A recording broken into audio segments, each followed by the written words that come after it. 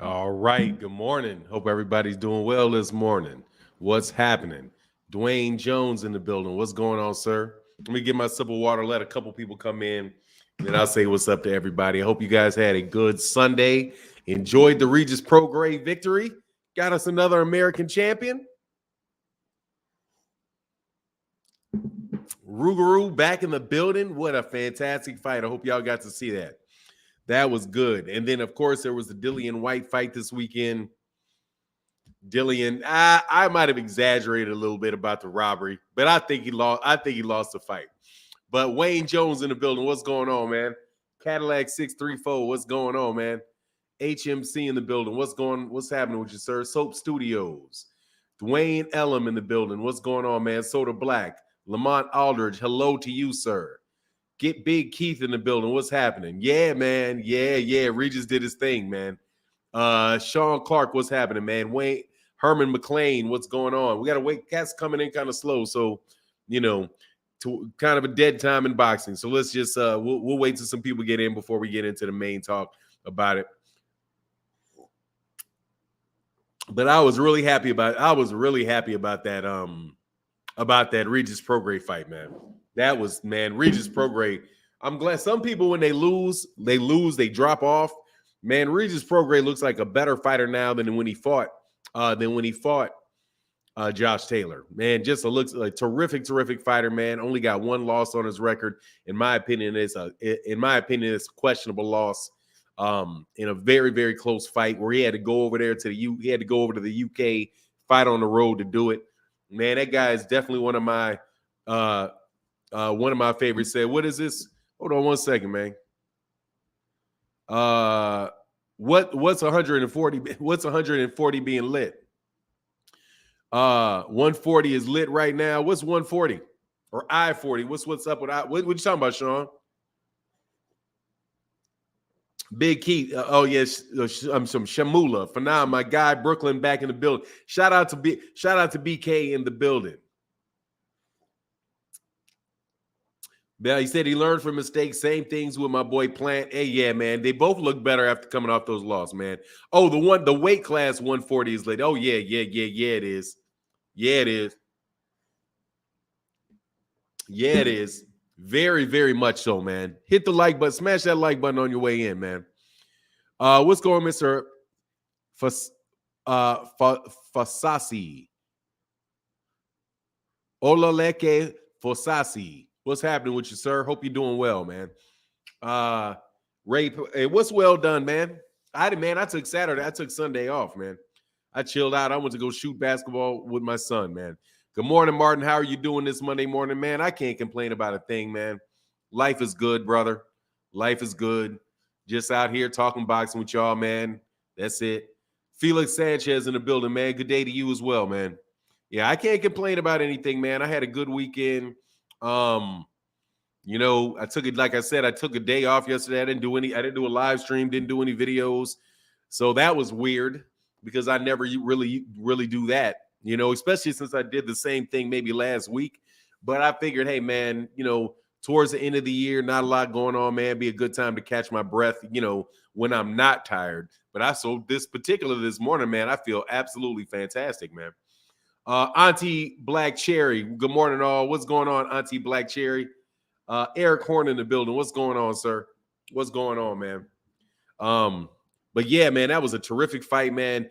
I was listening to the commentators in that fight, though. Hey, Rick Tim said, Fanon, sometimes rest is best. Yeah, I think it was, man. Because I had to just, sometimes I'll rest like when I absolutely have to rest. But very rarely do I feel somewhat refreshed and then still rest. But yesterday I did it, and I felt good, man. I felt really good about it. Starborn 007 out here lying in the morning. Man, it's Monday morning, man. Don't be telling them lies, Starborn. Ain't nobody trying to hear them lies this early in the morning, man. To be talking about what Bud wants in July, man.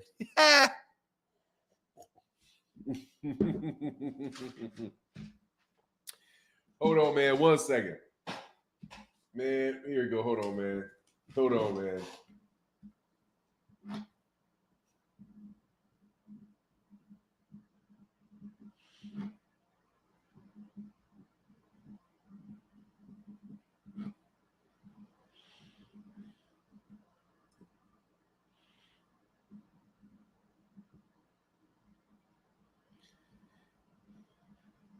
There you go. All right, I had to do something real quick.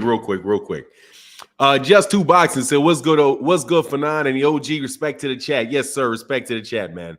Respect to everybody in the chat. Darren Davis in the building. Salute Fanon. It's been a while, fam. Oh yeah, man. It's been a minute, man. Hope you're doing well. You know what I'm saying? Hey, Fanon. Not gonna lie, Bill trolling at this point. Hey, look, man. Hey, Simeon, man. Did you see a happy Thanksgiving, brother? Man, he got them dudes. Man, Gervonta got. Look, man, I'm gonna tell you, man. I gotta get on this Jermall Charlo 2 thing too, man. I swear, man. Jermell Charlo got to be the most disrespected fighter in all of boxing, bro. Man, big time in that super chat, brother. Thank you, H-Town in the building. I was just about to talk about your homeboy. Says salute for 9, just dropping off a little change, brother. Thank you for that support, man. Because that's what keeps the channel going. That ain't no lie. And my man, Grant Stone Alone in the building. What's going on, man? Stone Alone 5s. Say Grand Rising for 9 in the chat. Back to work. But if we don't work, we don't eat. Smash that like button. You got that shit right. You don't work, you don't eat, man. And that shit, yeah, I gotta eat, man. You know what I'm saying? But it's a blessing, brother. But it's a blessing. That ain't no joke, bro. Heavy Bad Boxing says, salute for now. What are your thoughts on Tszyu and Charlo? He's an undefeated fighter, 70 KO ratio. There's an interview post of him just now. I think that Tszyu's going to get beat up. That's what I think. I think Tszyu is slow as molasses. I don't think that he's that powerful, that he's that big. I mean, or that strong.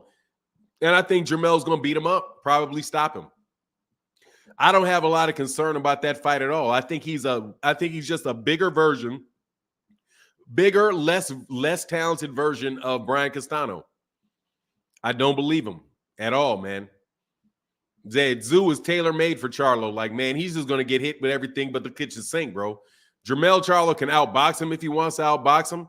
And if he wants to crack him, I'm telling you, that kid gets hit a lot. So he's more than likely going to get that dome cracked. More than likely going to get that dome cracked. That's my thought on it. He said, that's right, H-Town in the building. But I wanted to talk a little bit about his brother, man. Somebody's got to explain to me what Jermall Charlo did to hurt you guys' feelings. Like, man, this dude gets absolutely no consideration. The man can't get injured. You got a whole bunch of people refuse to fight him. He doesn't get nothing. It's all on him that these other dudes don't want to fight him. That's amazing to me, man. How bad? Like, I want to know if he's out here sleeping with some of y'all's wives or something. I mean, is that what he did? Is he out here creeping with the wives or something? and I don't know, because I swear, man, when I heard him call out, when he's like, yeah, man, I'll fight Bivol. Dude, that ain't nothing but a thing. Move up there to fight Bivol. Why would Bivol have a problem fighting him?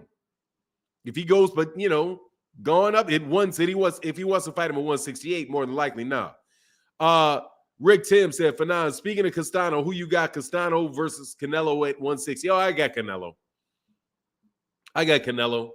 Beating Castano at any weight class.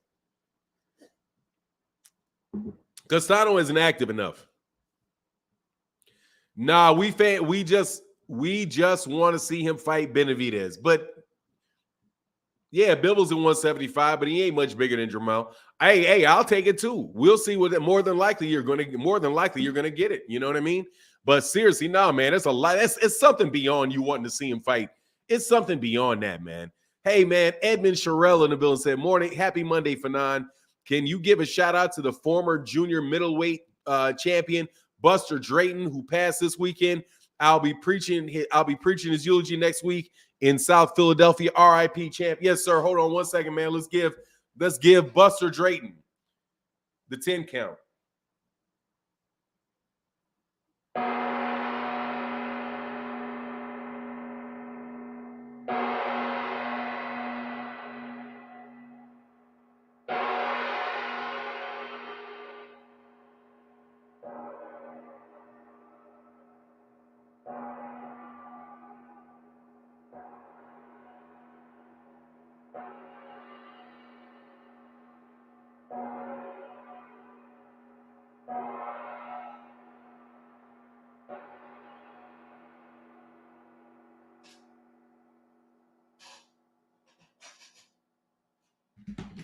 Rest in peace, rest in peace, rest in peace to Buster Drayton.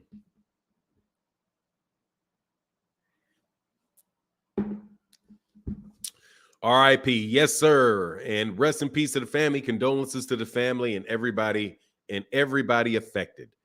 Yeah, man. Man, that's just that happens more and more and more and more, man. Man, I had some dumb conversations this weekend too, by the way. But who is that? Buster Drayton, former junior middleweight champion Buster Drayton. And in fact, here you go.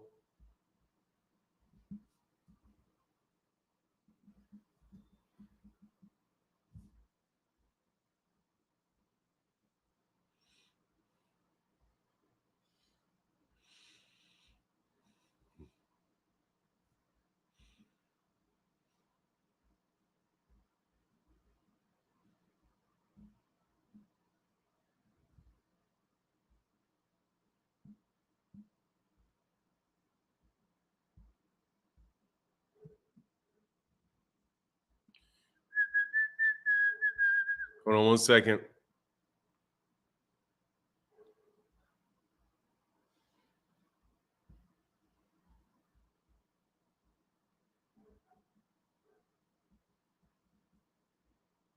That is Buster Drayton. Rest in peace to Buster Drayton.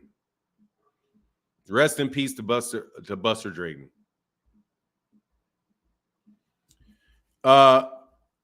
Said both the Charlos are the truth. They know it. Hey, thank you, Star 007, man. We can agree on something. Yeah, man. I don't understand what they did, man. He did something to somebody, man.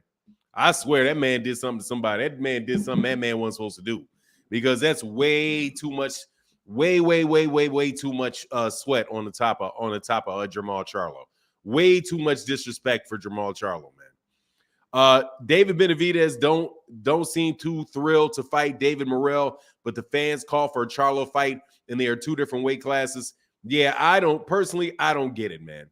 I don't get it. I don't get the dislike of Jermell Charlo. I think Jermall Charlo is a very underrated fighter. I think the man has done the best that man can do, considering people won't fight him. I mean, it's not his fault. It's not his fault that Gennady Golovkin wouldn't fight him or ain't thinking about fighting him. Canelo Alvarez won't fight him. You know, shoot, you had Demetrius Andrade. Demetrius Andrade wouldn't fight his brother. So to me, it's like, look, man, the guy's at 160. You had Jaime Munguia, won't fight him. The man fought Derevyanchenko, who was the mandatory for Canelo. So it's like, man, what do you want me to do? What you want? He fought Korobov, and nobody wanted to fight Korobov at the time he fought Korobov. But, you know, the man gets injured, and then it's just, you know, hey, man, the dude's, last time I checked, the man is an undefeated 2-weight division champion. And I think the man should get a little bit more credit for that. He said he called out the man who beat the man who ducked him. Exactly. And to say, and that's what I don't get. If the man calls out somebody at 175, dude, all these people be calling people out, man. These guys all calling people out. But this dude calls somebody out, and it's something to ridicule. Man, dog, seriously, man. Some cats really got to check their dislike of this dude. Because there's no reason for everything to be negative with the guy, man. You know what I mean? Like, everything is negative with him. I mean, even Canelo, dude, I can say something positive about Canelo. He's got great chase. He's got great color a great color palette as far as his pajamas go. Barbara D said, I agree with you, Martin. Thank you, Barbara D. That's important. Thank you very much for that. Appreciate you. Lone Star Steph in the building. Oh no, I thought I saw Lone Star Steph. Yeah, he is. What's going on, Lone Star Steph? Terry Schmoot. Okay, my man Terry in the building. What's going on, Terry? But yes, Lone Star, Starborn 007. I'm happy that we can both agree with that. The Charlo brothers get all the hate. I'm a big fan of these cats. Dude, they get a lot of hate. Those two dudes combined are probably, both of them are massively underrated. Jermell Charlo, the amount that Jermell Charlo is underrated is just staggering, though. Because the man has accomplished more than a lot of fighters that get praised. You know, Jermell didn't do it in an interview. He walked up and the dude and pressed for his fight. Yeah, like, but hey, man, he's just lying. He's lying. It's terrible. It's terrible that he did that. What a shame. Like, come on, man. Come on, man. You gotta drop the Mel hate, man. The Jermall hate, bro. Midwest Boxing said, I'm a big fan of Mel. Maul brings it on himself. How did he bring it on himself? Explain that to me. I need to know. Since Midwest Boxing, you want to say Maul brings it on himself, you explain to me how he brought that on himself. What's going on? Oh, there's a typo? Nah, it's not a typo. In the title or in the thumbnail? No, it's not. I just didn't do it. Yeah, I guess I could have done this. Hold on one second.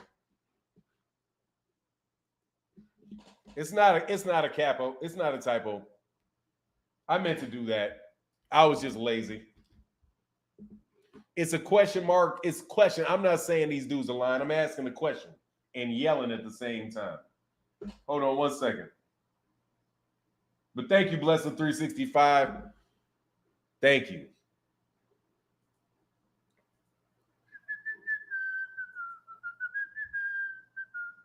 Oh, and the title. Oh, okay. All right, hold on, man. Hold on.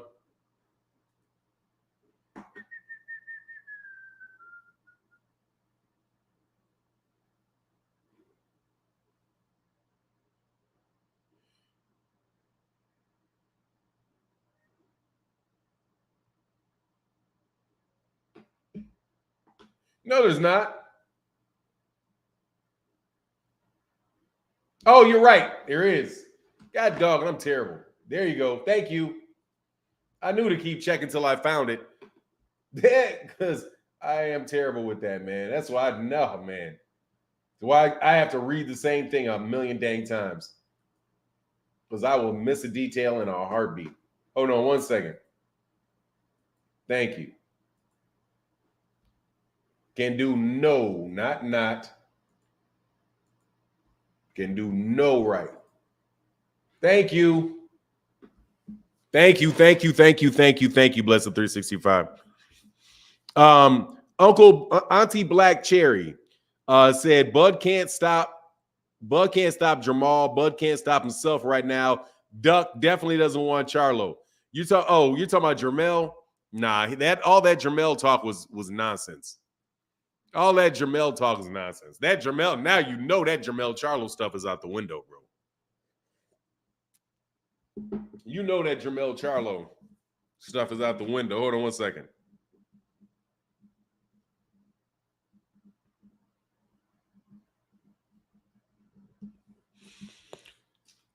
Jermall ducked the smoke with who? Who did Jermall Charlo duck smoke with? Let me know. Midwest Boxing, you must be an idiot, so you have to call everyone in the weight class above. All right, what did Midwest Boxing say? Let's go back to this. Let's go back to Midwest Boxing. He can call Bivol out, but won't fight Benavidez. What do you mean he won't fight Benavidez? Why you say he won't fight Benavidez? They're not in the same weight class. He doesn't have a duty to fight David Benavidez, and David Benavidez is fighting.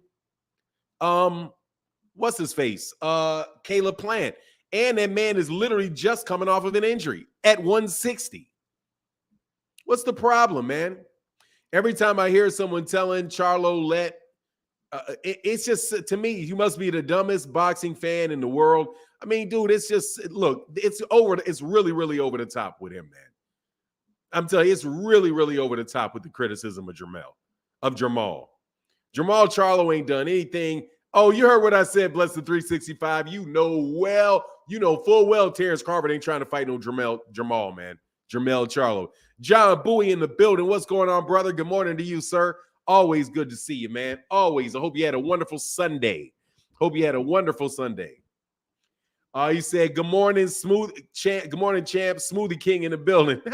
Shout out to Smoothie King, man. Fanon Benavidez is a substitute for Canelo. The fanboys are using Benavidez as a shield for Canelo. I mean, it's kind of ridiculous, man. It's kind of ridiculous. Dude, Canelo ain't fought Benavidez,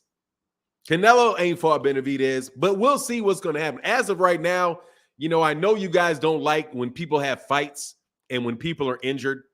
Jermell Charlo got blamed for being injured. He runs his mouth for nine. He needs some big fights. Name some. Who doesn't? First of all, when do you see Jermall Charlo running his mouth? Bevo. When is Jermall Charlo be running his mouth? When? Like, you act like he's Devin Haney or something. Always out there talking about calling people out. Man, you guys y'all just hate on Jermall, bro. Y'all just got hatred in your veins for Jermall, man. David been calling him out for a while. I must be dumb because Mike Tyson wanted the same fight.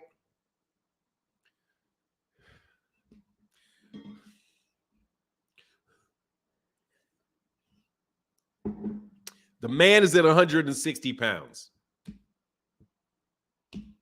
He's at 160. That man is at 168. They're two different weight classes. If Jermall wants to move up and fight 168, cool. If he doesn't want to, he doesn't have to. If he wants to go to 175, he can do that. If he doesn't, he doesn't have to. The man is at 168. Why call out a 175 pounder? Because he wants to fight him. He's still a 160 pounder. If he wants to fight a 175 pounder, he can do that. He does not have to react to a 175 pounder calling him out. This is not difficult. If you're at a lower weight class, if you want to move up, there's nothing wrong with you calling out somebody in a weight class above you, 2 weight classes above you. If you are at a weight class, there is a problem with you calling out somebody in a weight class below you. This is not rocket science. Okay? If Jermall was calling out somebody at 154 pounds, or if he was calling out Terence Crawford, there may be a problem. Okay? But there's nothing wrong with Terence Crawford calling out Jermell Charlo. Nothing at all. If he wants to call out Canelo Alvarez, he can call out Canelo Alvarez. There's nothing wrong with that. Nothing wrong with that. But he's not under a duty to move up in weight class, man. John Bowie said, "My bad for calling you dumb, Midwest. You're stupid." My apologies. You're dumb. You're stupid and dumb. They try to get you, man. Much love in that super chat to John Bowie. Much love, brother. And my man, yeah, he's on it next this morning. Key 215 said, "I got Maul over Gennady Golovkin, Eubank, and Munguia." Yeah, so if he could get a fight there and fight those, that would be terrific. I like that for him. I like those fights. But you're not under any duty to fight somebody that calls you out of weight class above you. You don't have to do that. You're going to tell if Deontay Wilder calls out calls out Canelo Alvarez, you're going to say the man's a duck if he doesn't move up and fight him? That's serious. He can call out Bivol if he wants to. Anyway, Beast from the East. GGG is way past his best, and he's super washed up. Yeah, he is. He's not the guy at 168 that wants smoke, but he's calling out a guy 175 and just makes him look like he don't want to fight Benavidez. Why are you looking for him to fight Benavidez? Why are you looking for him to fight Benavidez? Benavidez is fighting Caleb Plant. If he walks up and he calls out a guy at 175, so what? He's under no duty to fight David Benavidez. David Benavidez is not in his weight class. Now, should he walk up and he should call out Canelo, right? See what Canelo calling out Canelo got him? But look, I don't have any doubt. Personally, I don't have any doubt that fight's going to happen. So I don't really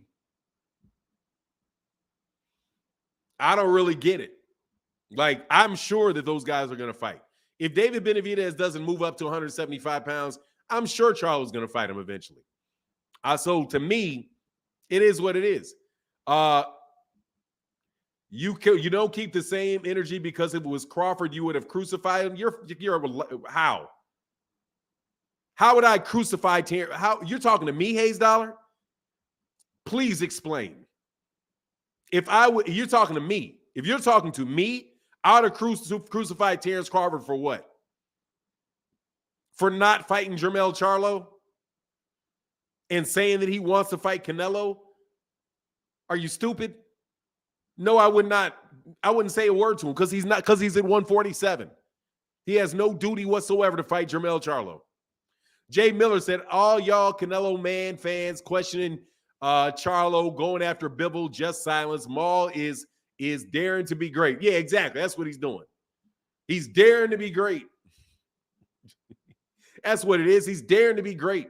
He's skipping over guys that you think he should fight. All to say he needs to follow. He's not fighting Benavidez.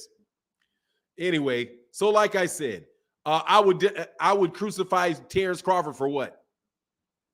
For not fighting Jermall Charlo. If he says he wants to fight Jermall Charlo, cool. If he does not want to fight Jermall Charlo, I have no problem with Terence Crawford not fighting Jermall Charlo. If he doesn't want to fight Jermell Charlo, I have no problem with Terence Crawford not wanting to fight Jermell Charlo. He's under no duty to fight that man at all. None. So I want to know exactly what would I be upset with Terence Crawford for. I talk about Terence Crawford not fighting somebody in his weight class. That's it. That's the only person I talk about him not fighting in his weight class. Fanon, Boo Boo, Big Charlo is talented. He just needs to fight Boo Boo. Man, Boo Boo don't want to fight that man. Then tell Boo Boo to stop acting funny. Boo Boo acts funny, and he does. So we'll see. He'll be over there on Black Prime in a second, though. So we'll see it. Maybe it'll happen over there at Black Prime. Yeah, I'd pay good money for Andrade and Charlo too. I would pay good money to see Charlo fight Bivol. I would watch Jermall Charlo fight David Benavidez. I would fight him. I would enjoy watching him fight any of these guys. But I don't have any problem with what he's doing.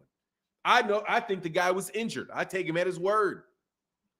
But now that I get to it, it's Canelo pandering. I get it. It's Canelo pandering. I have the answer to my question, bro. Terry Schmoot said, Bud has no duties or obligations to fight that prospect, Arrow, Spence, or Boots. See, that's the only thing. Hey, John Boy said, Kay, have a great day. I'm ready. I'm getting ready for work.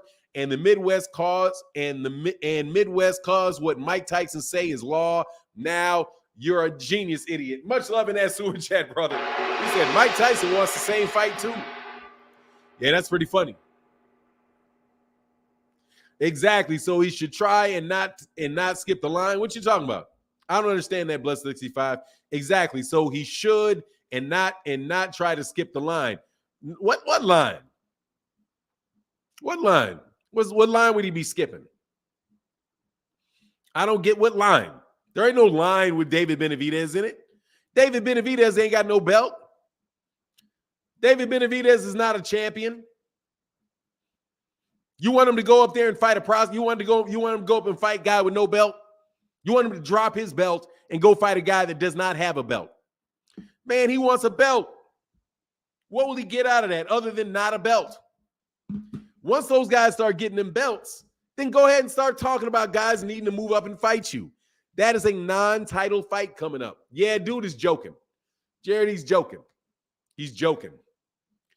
He's the man. Stop that. He's the lineal champion at 168. Man, get out of here with all of that. Man, get out, man. Kick rocks with that, man. He's the lineal champion. Man, please.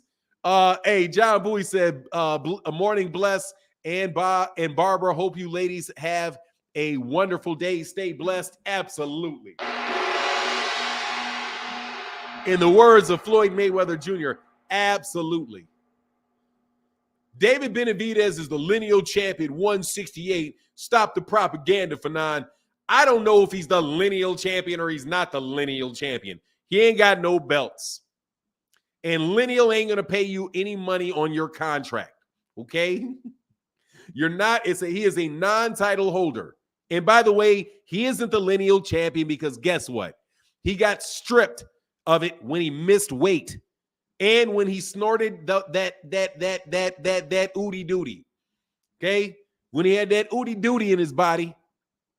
He failed a drug test and he failed a weight test. So go on ahead somewhere with that nonsense, okay? He's the lineal champion. Nice one. He got no, and if he was, the man lost it when the man failed a drug test and he missed weight in another fight. The man lost his belt 2 times. He said, exactly. People complain Jermall wasn't fighting anybody. Now they mad he want to fight a proven champion like Bivol. So he says he wants to fight Bivol, but that's ridiculous for you to do that. You just hate on the man. You just hating on the man. That's it. Hey, man, he on that duty. He got the sniffles is what he's on. He's on them sniffles. So that's what happened to your boy. So he ain't no lineal champion, okay? If you test positive for performance-enhancing situations, you are no longer the champion. And I don't know if that's yeah, exactly. That Colombian snowflake, I don't know if that's a performance-enhancing drug or not, but he dang sure got stripped of his title for it. And then he won it back, and he got stripped again for missing weight. So please. Fanon, isn't Bivol on the pound for pound list, so what's the problem? The problem is that it's Jermall. That's the problem. Because it's just Jermall hatred. That's it. And I've gotten a sense of it for a while. Y'all just make just bad stuff. The channels that do it are pandering to Canelo fans. I get that part. That's just pandering to Canelo. You guys act like this dude can do no right, bro. I think Maul can do 175 and move in that division. Hey, man, let that man breathe, man. Stop hating on that man. Hey, the Rise podcast in the building. What's going on, brother? How you feeling this fine morning? Hope you're doing well. Benavidez was the first guy to fight during the pandemic. That's why he missed weight. Yeah, whatever. You got excuses. You got a whole bunch of excuses. Look, man, I like David Benavidez. I'm a David Benavidez fan. So I don't have to defend. I'm not going to like blast on David Benavidez. However, you still got to have still have to have a standard. In my opinion, you need to have a standard, man. Okay. What's DUOG? What's going? Yes, sir, brother. And Violator Comics in the building. What's going on with the super sticker? What's going on, man? Geeks in the universe in the building. What's going on, Violator Comics? How you feeling, brother? How you feeling, man? No hate. Maul's a great boxer. He looks as big as Bivol.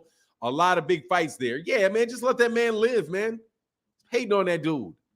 Man, he's inactive. Y'all sound like that what's that name? That man's name complaining about everything, man. Hey, Blessed 365 says, smash that like button, loves. Show your support to the channel. Absolutely. Oh no, I ain't trying to lead this chat. What you doing? Hey, yeah, because we got 168. Come on, we got 400 people in the building, 161 likes, man. Y'all hit that like button. Hit that like button. Larry Bow, why would Bivol starve down to fight Charlo at 168 for no belts? Charlo just stunting for the camera. I don't know why he would do it. I don't know why he would do it. He may not do it. But what's the problem with calling him out for the fight? Dog, you guys come up with all kind of other reasons for other people to do stupid crap that you don't believe is going to happen. John Boy in the building said, the Rise podcast, please go and subscribe. And my guy Zenith 360 and everyone in the chat. Yes, sir. Much love in that super chat, brother. It's no hate. He don't have no legacy wins. What does that mean? Dude, well, y'all just say anything. What do you mean he doesn't have? What does he mean? So go get one. Like the man's trying to get one. What do you mean? He has no legacy win. So Bivol wouldn't be a whatever that is, legacy win. Hey, brother, Bevo Boxing, I'm going to throw your ass out of here forever. I'm just telling you, bro. You do too much trolling. You are biased, Fanon. You are a boxing historian. First of all, I never said I was a boxing historian. You know Canelo Charlo is not great. I know no such thing. First of all, I never said he's great. I said he's a very good fighter. He's a 2-division champion. He's an undefeated fighter, is what I said. Dude, you just talk, man. You just say stuff. Your 100% opinion. Whatever your opinion is, you make up your mind about what you think is right and you keep rolling. I didn't realize you were his promoter. I didn't realize that you were a disgruntled ex-girlfriend. I didn't realize you were a disgruntled. I didn't realize that he dumped you or something. Like, what are you talking about? I've not said anything that's out of sort. You're the one out here pulling stuff out of your backside, dude, that doesn't make any sense. You're a boxing historian. You know that he's not great. I don't know anything of the sort. The man has never lost a fight. How do you know he's not great? You're just talking, man. Violator Comic said, hope you had a wonderful Thanksgiving. When you get a chance, check your email. Yes, sir. I will do that.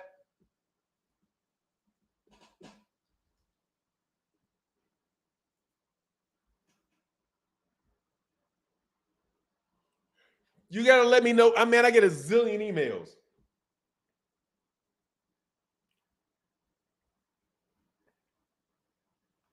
Man, I got to get rid of these Google alerts, man. They just be stacking my email.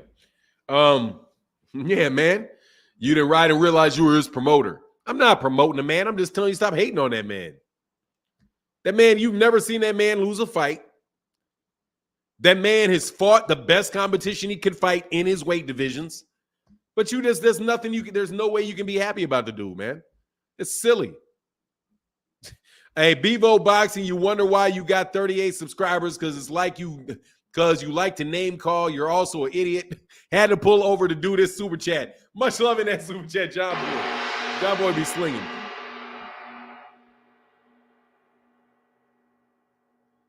I'm just saying he looked bad against Morrell.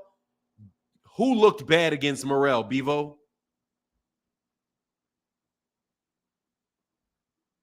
Who looked bad for Morrell? Yeah, absolutely. The same thing can't be said, Blessed 365. The only problem is he's got a real blatant duck on his record.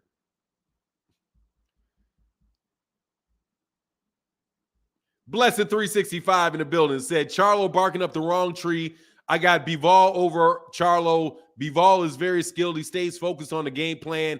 Charlo won't outbox him. I don't know, man. I think that's a pretty even fight. If Jermall Charlo can make the weight, I think that's a pretty even fight. Much love in that super chat. Just depends on how he does. It just depends on how strong he is at 175. But I don't think Bivol is any more skilled than Jermell Charlo is. He may be a little bit more active, but on the real, Jermall Charlo is a very, very good fighter, man. I believe Jermall Charlo is a better fighter than Jermell. That's me. But Bevo, who looked bad versus Morrell? He didn't fight David Morrell.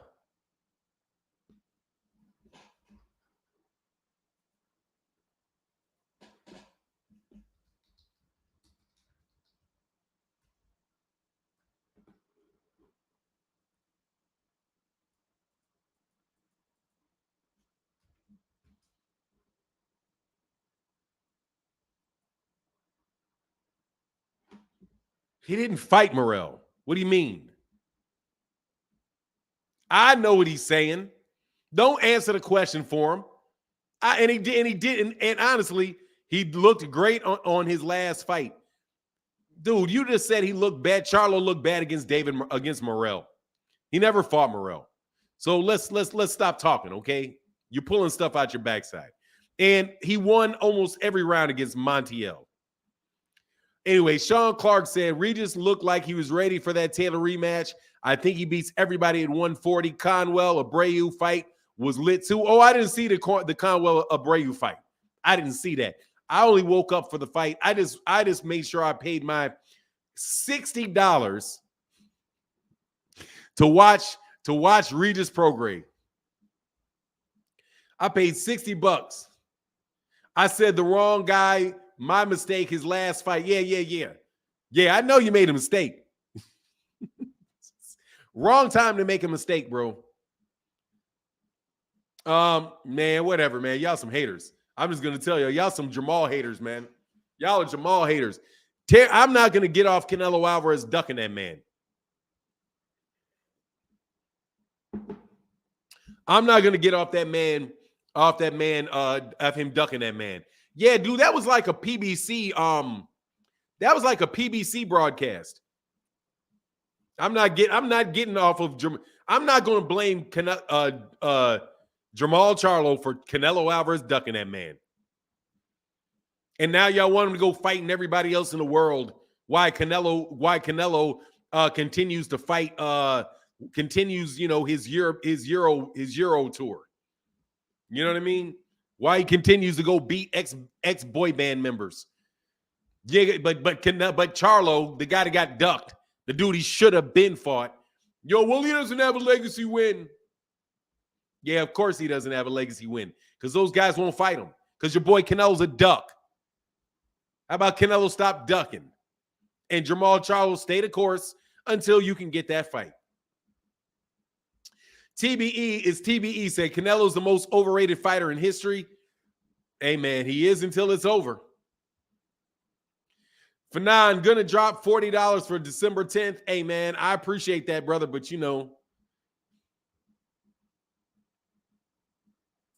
man, hey, Midwest Boxing, shut up. You're out of here. I'm not asking. You're asking stupid questions. Go look in BoxRec. Go look at BoxRec. Go read BoxRec if you're going to be asking dumb questions. Who's the last guy you fought? It's on BoxRec. Go ahead and check BoxRec, and then you tell me who he fought last fight after you get off BoxRec. You got something else to say? You got something to say? Say something. You want to make a point? Make the point. I don't have any problem with y'all making points, but make the points. You know what I mean? Herman McLean said, how can we seriously possibly crown Jermall the guy that ain't beaten none of the top guys? I agree that he's been ducked, but bottom line, he ain't fought none of them guys. Crown him? Who said crown him? Who said anything about crowning him? Somebody else, he got to be a little bit more silent, man. Be quiet. Stop making stuff up. Who said crown him? He's the WBC 160-pound champion. That man has 1, 2, 3, 4, 5, 6, 7, 8.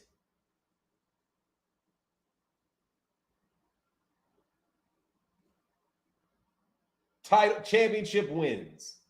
But he has been fighting once actually, he only fought once a year in 20, and he didn't fight this year. So for the last 3 years, he had one fight a year. One in 2020, even though that was really it. He won in 2020, one in 21, and none in 2022. Unfortunate, the man has been inactive, bro. But you got to go to BoxRec when you ask that type of question. By the time you research his record, come on back and keep talking. Chris Brooks says, salute for 9. How do you see AB fighting with his new contract? I see it. I don't see him fighting with that new contract. I'll believe he'll get a fight when I see it. No joke. I'll believe that. I believe the Adrian Bronner fight when I see it. I hope that man didn't get sold a bill of goods. That's what I hope. I hope they didn't sell that man a bill. I hope they didn't sell that man a bill of goods, because that seems like a bill of goods. No joke. I hope his stuff was. I hope that contract is ironclad.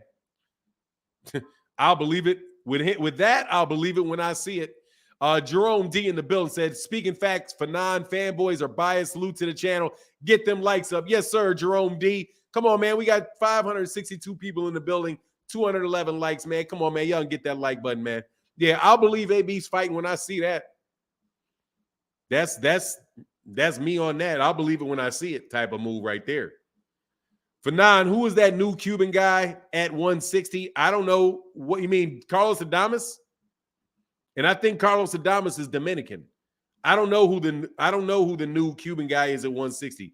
There's a guy at 168 named David Morrell that is a Cuban. The WBA super champion at 168 is the guy whose name you said with Jermell Charlo, that Jermall Charlo had fought. Bobo, too tired and false narratives boxing out there. Charlo struggled with Montiel, which he didn't. I saw the fight. The man won that fight very easily. And Thurman struggled with Barrios. No, I really didn't. I agree with both of those, Bobo. Bibo says, smash that like button. AB is one of my favorite fighters. He was so fierce. That's why he lost trying to be the can man. Yeah, that and getting fat. God dog it, I gotta lose weight, man. Tell a friend, tell some kin. Fanon knows what it do. Hey, man, I'm just telling you, man. I find all this Jermall Charlo stuff amazing. And also, none of the Jermell love, man. No, Jermell Charlo gets no love. No love. And he's achieved more than these guys have. David Morrell can give everybody. Yeah, so you want him to fight Morrell? You just want him, just say you want to see the man lose. Just be honest with you. You want to see him fight anybody that you don't want to see Canelo fight. How about Canelo fight Morrell? How about Canelo fight Benavidez? Canelo should be fighting him and not John Ryder. Because you know he's about to fight John Ryder, right? John Ryder is about to get. I could care less about John Ryder. I didn't see the fight.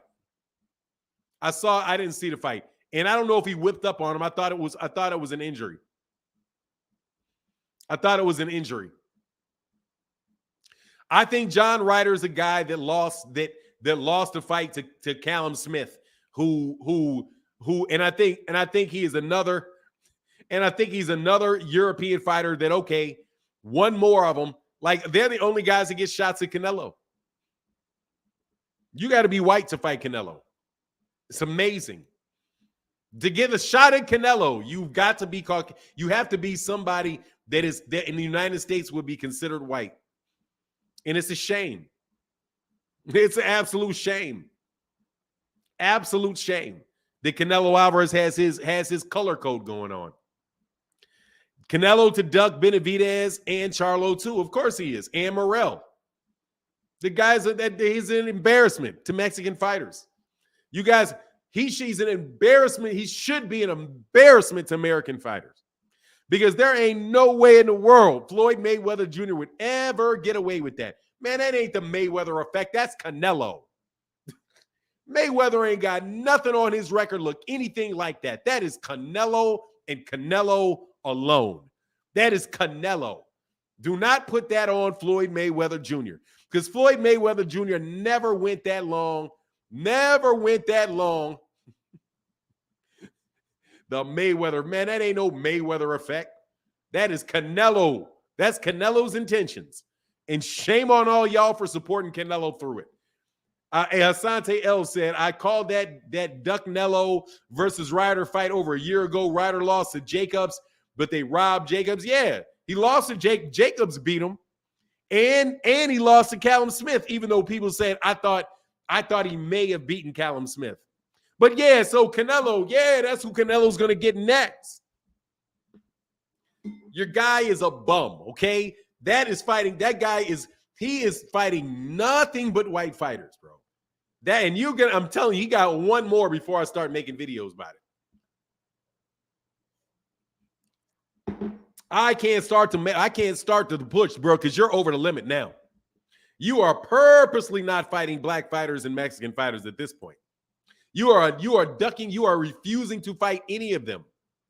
If he goes back and if he fights John Ryder, that's a wrap. It's a wrap. It's already a wrap. But it's absolutely ridiculous. This man has literally fought two people of color since 2016. It is going into 2023. This man, 16, 17, 18, 19, 20, 21, 22, 23. This man will go and has fought two people of color in the last 7 years. at 160 and 168 pounds. Two people of color. That man has fought Julio Cesar Chavez Jr.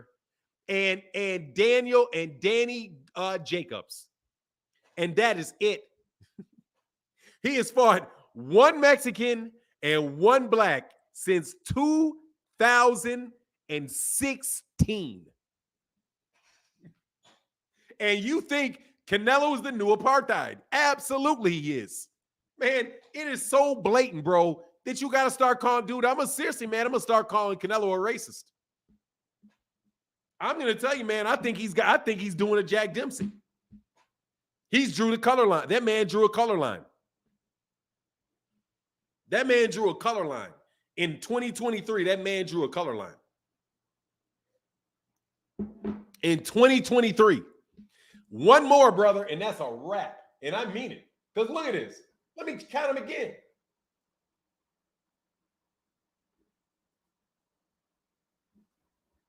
Let me count them again.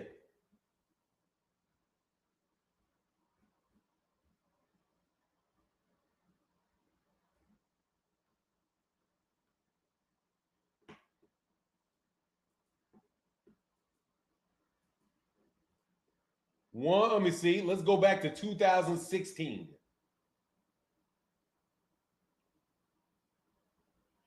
2016. Go back to, Amir Khan. Oh, if you count Amir Khan. I don't count Amir Khan. Oh, but throw in there Amir Khan. But since Liam Smith in 2016, he fought Julio Cesar Chavez. So that's one Mexican, one black in 2019. And that is it. Since 2016, that man fought Liam Smith, Gennady Golovkin, Rocky Fielding, Sergey Kovalev, Callum Smith, Yildirim, Billy Joe Saunders, Caleb Plant, Dimitri Bivol, and Gennady Golovkin again. Those are two people of color since only one black person and one Mexican person since 2016. You telling me that man is not drawing a color line? That man has a color line going on. A color line. And anybody else that did that, you'd call him racist. I think that I'm suspecting Canelo Alvarez is racist. Because I have no idea against this, and maybe he's what you call a white Mexican. Is he? Is he that? Because I saw they called them Wexicans or something like that. The last black man Charlo fought had a Jerry curl. I'm just telling you, bro. Looks real bad on Canelo. You drew that man got to be the biggest. He got to be the biggest draw, and he cut out black people and he cut out Mexicans. And it's an absolute shame, bro. Nobody else in boxing I don't think anybody has done that since Jack Dempsey. I don't think anybody's done that since where the biggest draw in boxing did not fight black fighters or Mexican fighters. I think the last person to do that is Jack Dempsey in the 1920s. That man has the biggest color line of this in a century. And you cannot tell me that that's not the case. Go look at his record. How do you, at 160 and 168 pounds, do you not fight those guys? Any of them. It's absolutely ridiculous, bro. John Boy said, for my guy, Tevin Smith, haven't seen him in a few days. Hope you're well, bro. Yes, sir. What's going on, Tevin? Hope you're out there, brother. Hope you're doing well. I'm just telling you, bro. And it's sitting on his head. At this point, if he fights John Ryder,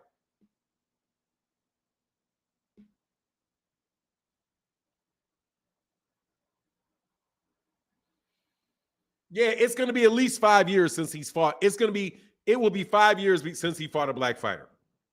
And it is already.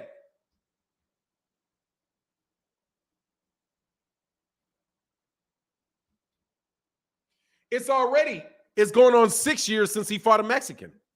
6 years. 6 years. Now, I mean, I don't have to, but no, he did it. No, bro, it was after Mayweather that he cut him out. He cut him out when he went to HBO. Once he left Showtime, he cut it all out. He was doing he did a bunch before that. Gomez, Citron, Mosley, Lopez, Trout, Mayweather, Angulo, Lara, Kirkland, Cotto. It's when he went to HBO. It's ever since he went to HBO. When he left Showtime and went to HBO, he started fighting almost exclusively white people. Since that point in time, Canelo's a fraud, bro. I mean, he's out here a fraud. And I'm telling you, that's how he want to know your legacy, my brother. It's going to be you're a fraud. Because anybody else that they do that to, that's what they say. You look at Jack Dempsey, and they say, well, Jack Dempsey didn't fight black fighters. Oh, how great is Jack Dempsey? He's not that great. He didn't fight black fighters. Not complicated. Jack Dempsey didn't want to fight Sam Langford. He drew a color line. So Sam Langford never got to fight. So there you go. That's how you know, right? He's a fraud. And with Canelo Alvarez, you're a fraud.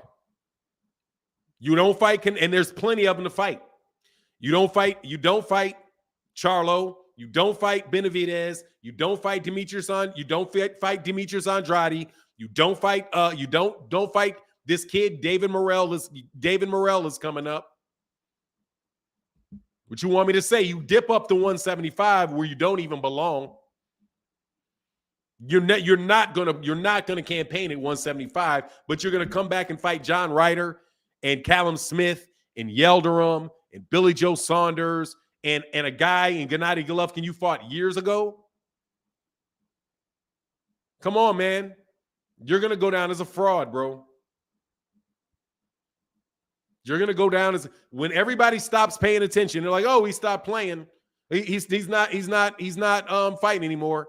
People are gonna look at your record and be like, "Oh, he's a fraud." Yeah, he cherry-picked a bunch of European dudes. That's what he did. He cherry-picked slow European dudes, and he got busted because he did try to catch Bivol like that, and Bivol beat you.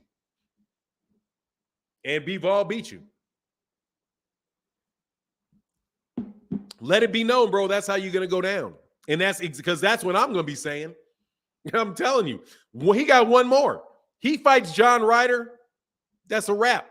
You fight John Ryder and then go to try to fight Bivol again. No joke, bro. That's two more. That's all of next year. That will be all of 2023. All of 2023. So you're not going to fight any Mexicans from 2016 to 2024. You're only going to fight one black person from 2016 to 2024. Only one in from 2016 to 2024. And you're a fraud, bro. You're a fraud. You are a straight up and down fraud. Nobody else has done that, bro. You cannot tell me one fighter that has done that. And I'm dare. Tell me somebody that's done that. Did Oscar De La Hoya do that? Oscar De La Hoya could pick and choose whoever Oscar De La Hoya wanted to fight. Oscar De La Hoya never did that. Floyd Mayweather Jr. could dang sure pick who we wanted to fight. He never did that. Manny Pacquiao never did that. Anthony Joshua didn't do that. Vladimir Klitschko didn't do that. Lennox Lewis didn't do that. Sugar Ray Leonard didn't do that. Marvin Hagler didn't do that. Joe Calzaghe didn't do that. How? How do you manage to do that when nobody else has ever managed to do that? You're doing it on purpose, Canelo. Your boy is doing it on purpose. At this point in time, you're a fraud. And you fighting these flat-footed garbage cats talking about how you're the best pound for pound in the world, and you're looking at your legacy. What you're trying to do is not lose, is what you're doing. What you're trying to do is not lose. Or you just don't you're one of those guys that are not really like, you're not a Mexican. You're a, you know, what do you call a Euro Mexican? Now, if you're a Euro Mexican, then that would explain it. If you're Spanish and that's what you are, is you're Spanish and you're not like the rest of them dark-skinned Mexicans, then that's what you want. Because you dang sure not fighting them. You dang sure not fighting them. And said you will never fight them. I will never fight another Mexican. Dude, yeah, I bet you won't. I bet you won't. Yeah, bro, got to start wondering if that's what you on, bro. Got to start wondering if that's what you're on, bro. Because because there's a good argument for that's what you're on, bro.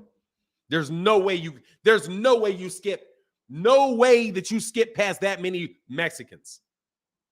There's no way that you skip past that many black people over the course of that period of time. And you didn't decide that that is exactly what you're going to do. You decided you were going to fight white people. And that is it. And that is a conscious decision. It's looking like it is a conscious decision. And you know what that means. That means you get hit with the R word, bro. Because that's what it's looking like. She said, Fanon shining a bright light. I'm telling you. Look at his record. Look at his record. Ever since he left, Golden Boy, not any since he left Golden Boy. Since he left Golden Boy, none. The two that he got was Golden Boy. What about Benavidez? What are you talking about, Benavidez? You talking about what about Benavidez? He didn't fight Benavidez. He didn't fight David Benavidez. He said he ain't going to fight Benavidez. What about Benavidez? He didn't fight Benavidez. The only one he fought was trash Julio Cesar Chavez Jr. The most trash one that you could have possibly found, that's who he fought. Him. And a guy that lost to the guy he lost to. Danny Jacobs. And he didn't look that good with Danny Jacobs either. And he didn't look very good against Danny Jacobs. He didn't wind up getting no big knockout against Daniel Jacobs. That fight with the distance with Daniel Jacobs. Hey, dude, he did that when he had to. He was not picking fights at that point in time. When he fought Cotto and Kirkland and Lara and Angulo and Mayweather, he was still fighting. Those guys are still fighting over there on Showtime. That was not his choice. He was not picking. He and what's-his-face, Eddie Reynoso were not doing their own matchmaking at that point in time. But at this point in time, bro, yeah, you can't blame Oscar for that anymore. That's Canelo. Canelo's making his own decisions. Canelo is consciously deciding to do that. And the only time you drop over there to Showtime is to fight one. Plant. Of all the guys, why Plant? Well, Plant had a belt. But Plant. Nah, dude, Canelo is on that, bro. So it is what it is. So you guys can be fans of Canelo if you want. But I'm telling you right now, brother, it's looking a whole lot like he doesn't fight black fighters. It looks a whole lot like he doesn't fight Mexican fighters. It looks like he fights only white fighters. And that right there, that's tough, bro. As far as I'm concerned, Canelo has always been a hype job in the game. And he's also known for paying off opponents to take dives, self-inflicted losses. I don't know anything about that, bro. Not after he cherry-picked GGG. What do you mean? Oh, said, nah, I'm not a fan. Yeah, I mean, dude, look, at this point in time, if he fights John Ryder, dude, it's like you just got to start calling it for what it is. If he decides to fight John Ryder in May, you got to call it. You got to call it what it is. You just got to call it what it is. He's got a color line that he's not crossing. And don't go around blaming Benavidez and blaming Charlo and blaming Andrade and blaming whoever else there is out there, right? Blaming Morrell, because the guy's a 168-pounder. He's the undisputed champion at 168 pounds. To be fair, Fanon, Canelo did want to fight Makabu. Yeah, he said he wanted to fight him. He didn't fight him. He didn't fight him. He can say it. He didn't fight him. When he fights him, then I'll say, okay, he fought him. But he didn't fight him. I'm looking right here. Bro, he said he wanted to fight this guy. He wanted to fight that guy. He didn't fight him, though. So what can I do? I can't give him credit. This ain't Devin. He doesn't look. He's not getting the Devin Haney treatment. He didn't beat Gervonta Davis because he wanted to fight him. You know what I'm saying? I had to do that. Devin Haney. You know I had to throw that out there. We're not doing that around there. You know? I don't know if he would hurt him or not, but I know he's not gonna fight him. I'll believe it when I see it. You know what I'm saying? I'll believe it when I see it. I'll believe it when I see it. I'll believe it when I see it. Until I see it, until I see him fight a Mexican or a black person, as far as I'm concerned, that man drew a color line. And he's sticking to his color line. And you guys, and all y'all happy, and all you mainstream press dudes see it and don't say nothing about it. It's all coincidental. It's all coincidental. They are the guys that really deserve the fight. You know what I'm saying? Hey, I've been calling for drop the belt since he won them. Hey, man, you know what it is? Hey, I'm with you, Lone Star Steph. Hey, man, much love to, and by the way, much love to everybody that is supporting in the chat and in the super chat. Thank you guys so much for your support. It really does mean a lot, and that is how we are able to continue the channel. So thank y'all, regular supporters that come through like that. Thank you.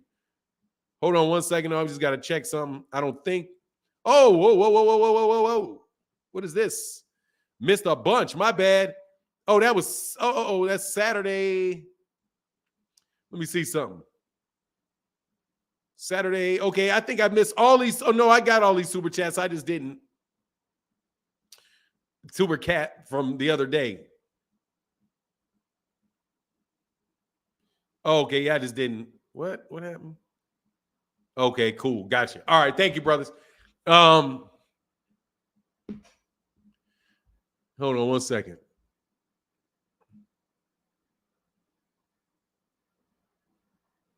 No, I'll let that slide. I'll let it slide. I said he can't beat Beterbiev either. Dude is trash. I mean, I don't see him. He's not even talking about Beterbiev. Who do you want next? Who do you want Regis to fight next, Fanon? I want him to fight Devin Haney. Devin Haney. I want to see him fight Devin Haney. That's what I want. I want to see him fight Devin Haney. That's what I want to see. Let's get it. John Boy in the building said, hey, I got for when you. Hey, man, much love, John Boy, man. John B. Joy be holding down the chat, brother. Thank you, John Boy. Thank you, brother. That's what I want to see. Oh, man, I don't know if he can beat him. I don't think, hey, dude, that right there is a hard fight, bro. Man, that's a tough fight right there.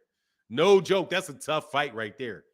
Regis Prograis is, man, bro, that dude is nice, man. He's just so awkward. I love his fighting style, too. But, yeah, now, on the real, who do I want to see him fight? I don't care. Maybe the winner of Matias and whoever that guy Matias is fighting for the IBF belt. Maybe that guy. I don't know. I'd like to see him unify. I wouldn't mind seeing him fighting Josh Taylor again, but in the U.S. Let him fight Josh Taylor on an even playing field, not somewhere where not somewhere where he's going to get the benefit of the doubt, and he's getting the benefit of the doubt coming in. Sugar Sweet. So Charlo at 160, and they asked him to move up 2 divisions to fight some of these cats is ridiculous. Well, he said he wanted to move up. He wanted to fight Bivol at 168, which is obviously not going to happen, bro. You know what I mean?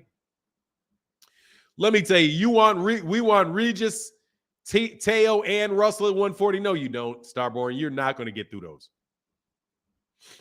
You want Teofimo Lopez is who you want. You do not want Gary Antoine Russell, and you do not want Regis Prograis. No, you don't. That would be very, very, very bad move. Okay, though matchmaking, that's not a good move. No, sir, Bob. No, sir, Bob. Haney would give Regis a tough fight. Yeah, it'd be a good fight. It'd be a good fight. Josh Taylor can't fly for 9. Yeah, he can't get in the country probably. Yeah, you're probably right. He probably can't get in the country. Hey, y'all, can y'all hit that like button, man? Hit that like button, man. I know y'all chance. Y'all, can we get them likes over 500? It'd be great if you could. That's an easy fight for Regis. That's a very, I'm telling you, that's a tough fight for Devin Haney if he fights Regis Prograis. Very, very difficult fight for him. Regis Prograis is a really, really nice fighter, man. What's up with saying he beat the ish out of Tang in 7, can't even beat shit out of people in real fights? Never seen it. Yeah, dude, that is obvious an exaggeration, Avery 81st. That's obviously an overstatement. But that news is just so over. It's been said so many times, bro. You know what I'm saying? Y'all don't even want Shakur. Like, I don't believe any of those. Like, the difference with Gervonta, dude, is let's see what happens with those 8-ounce gloves. You did that in 60. What were the gloves? The 16-ounce gloves? I got Gervonta. I think Gervonta has a chance to beat anybody he fights. I'm not making any type of prediction on those fights. I don't believe they're going to happen. He said, facts, him and Shakur all buddy now. Yeah, I mean, they buddy. They don't want to fight each other. They're friends. That's just not going to happen. I'm trying to tell you, it's not going to happen. Haney needs to have all his energy he has with all these other fighters. And Shakur, no, he doesn't. No, and Shakur doesn't have the energy either. Devin not wanting to fight Shakur makes sense to me because I don't think he can win that fight. It's a bad fight for him. It's a bad fight. Shakur is a bad fight for him. Shakur is a bad fight for anybody, really. You can say the same for Charlo and Spence. I can say the same for what? For Charlo and Spence. Shakur should have been. Yeah, he should have been, but he's not because they're friends. They're buddies. We agreed we're going to fight somewhere down the road. No, you're never going to fight him, Shakur. You're never going to fight him. Better hope that there is, you keep doing the way you're doing it, you better hope that there's BLK Prime to pay you $5 million. But I guarantee you this, I guarantee you Bob Arum is not going to make the same mistake he made with Terence Crawford. So do not expect those type of paydays. Because, it's not going to happen. You do about the same numbers as Terence Crawford, which is not good. Devin either. Neither one of those guys do big numbers. So the idea that I'm telling you, man, they better hope that ESPN don't pull out of that game. They better hope that ESPN don't shrink that budget for all that talking that people do about the PBC. At least for sure those guys really, if they need to, can go to pay-per-view. If they're not getting big bonuses out of big guarantees out of Showtime, at the very least, those guys can do is they can make some money by selling tickets on pay-per-view. Several of those fighters. You can't say the same thing for ES. You can't say the same thing for Shakur and those guys. For whatever reason, man, they're not particularly big at building fighters because they spend most of their energy on guys like Monster Inoue. Like, I don't know, they spend their time promoting guys like Monster Inoue, guys like Teofimo Lopez. Man, they were big on Teofimo Lopez. Big on Teofimo Lopez over Shakur. Shakur is an Olympic silver medalist, getting no shine next to Teofimo. And, watch, there's going to be somebody else to come out there. They're going to get another year. They're going to get Bob Arum is going to get another low cost Eastern European out of somewhere over there, come over there, and they're going to build him up. And you're going to play the back. You're going to pay the back. You're going to pay back shelf to the man. That's not happening over there with the PBC.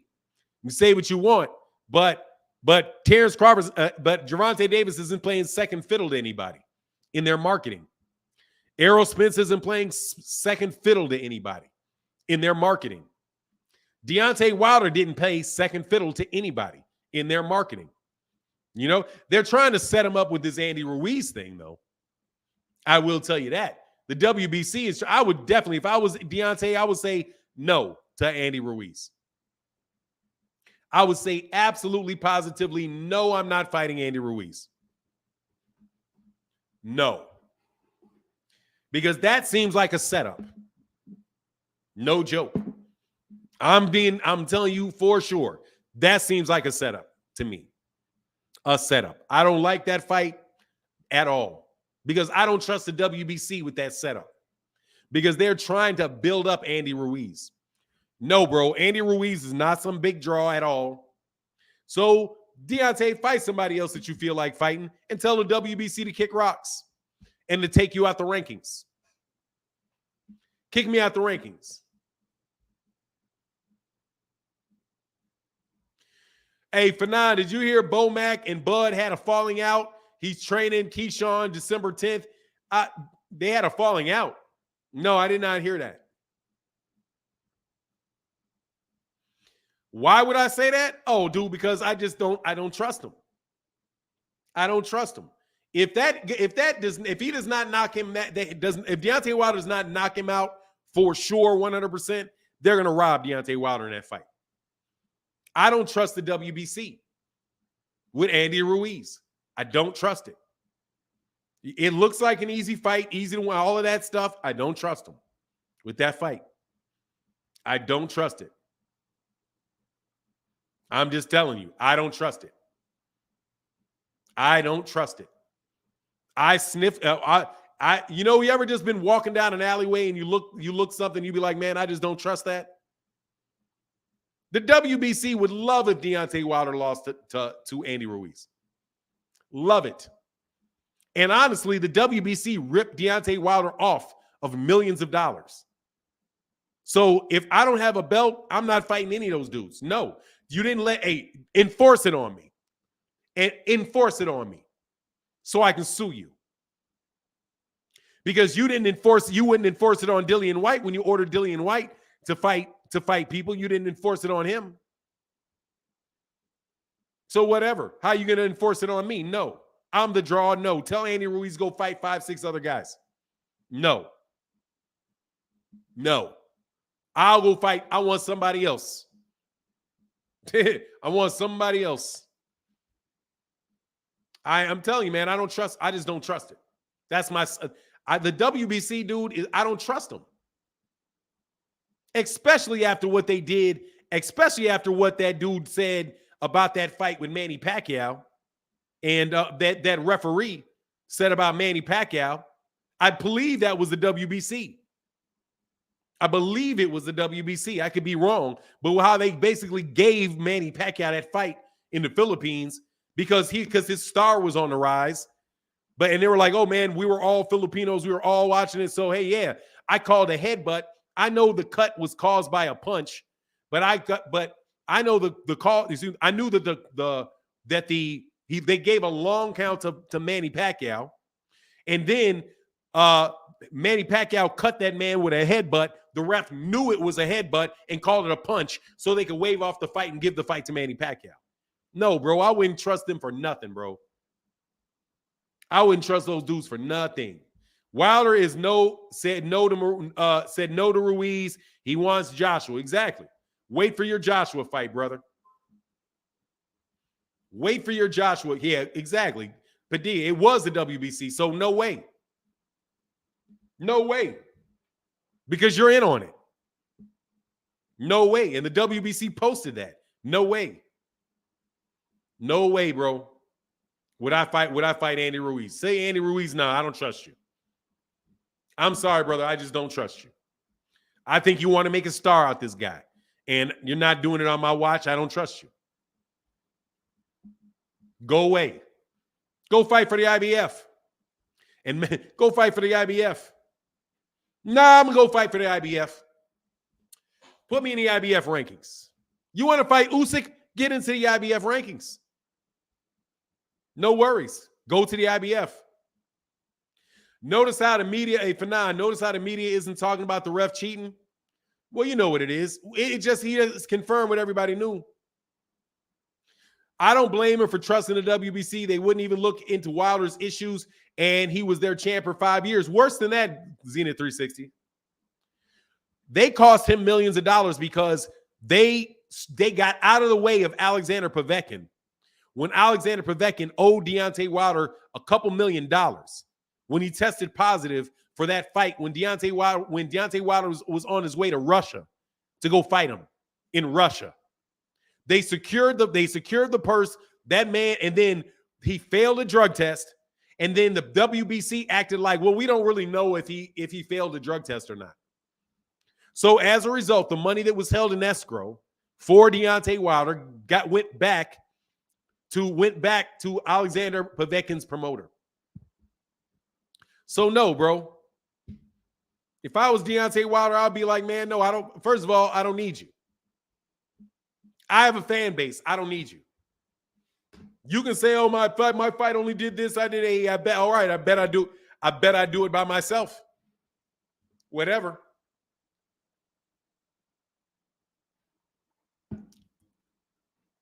Whatever. Doesn't Usyk have to fight Zhang? No. Usyk was ordered to fight not Zhang, but the guy that Zhang beat. Herkovich. I think it's Herkovich. But he can still go get in the IBF rankings. Man, go get in the IBF rankings. Whatever. They'll put you in the top 10 of the IBF. You mean the top 10 quickly. Brandon Tudor said, that's true. Luckily, Charlo has the WBC, so maybe they'll give him help to get some. Nah, dude, they're not going to give him any man, please. They're not going to do anything for Jermall Charlo. The WBC. It's not going to do anything for him. I'm telling you, the WBC is a Mexican organization, and they act like they're a Mexican organization. And I'm telling you right now, I would not be messing with Andy Ruiz. Don't trust it. Do not trust him. That's why the champ is moving the way he is. I think I've heard him snub WBC rankings like twice now. How? Yeah, they can keep him there in that ranking if they want to keep him in the ranking. But I'm not taking that now. You're not ordering me to fight anybody. Let him fight Tyson Fury. Go ahead, no worries. Order Tyson Fury's next mandatory to be Andy Ruiz. Knock yourself out. Good luck with that.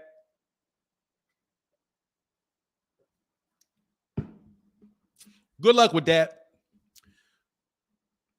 He said, and Ruiz suddenly want to fight Wilder after never wanted to fight him before. Yeah, they could have ordered that. They could have made that fight when Deontay Wilder, well, I guess they really couldn't have. But, you know. For 9, how strong is Wilder's fan base? Strong enough.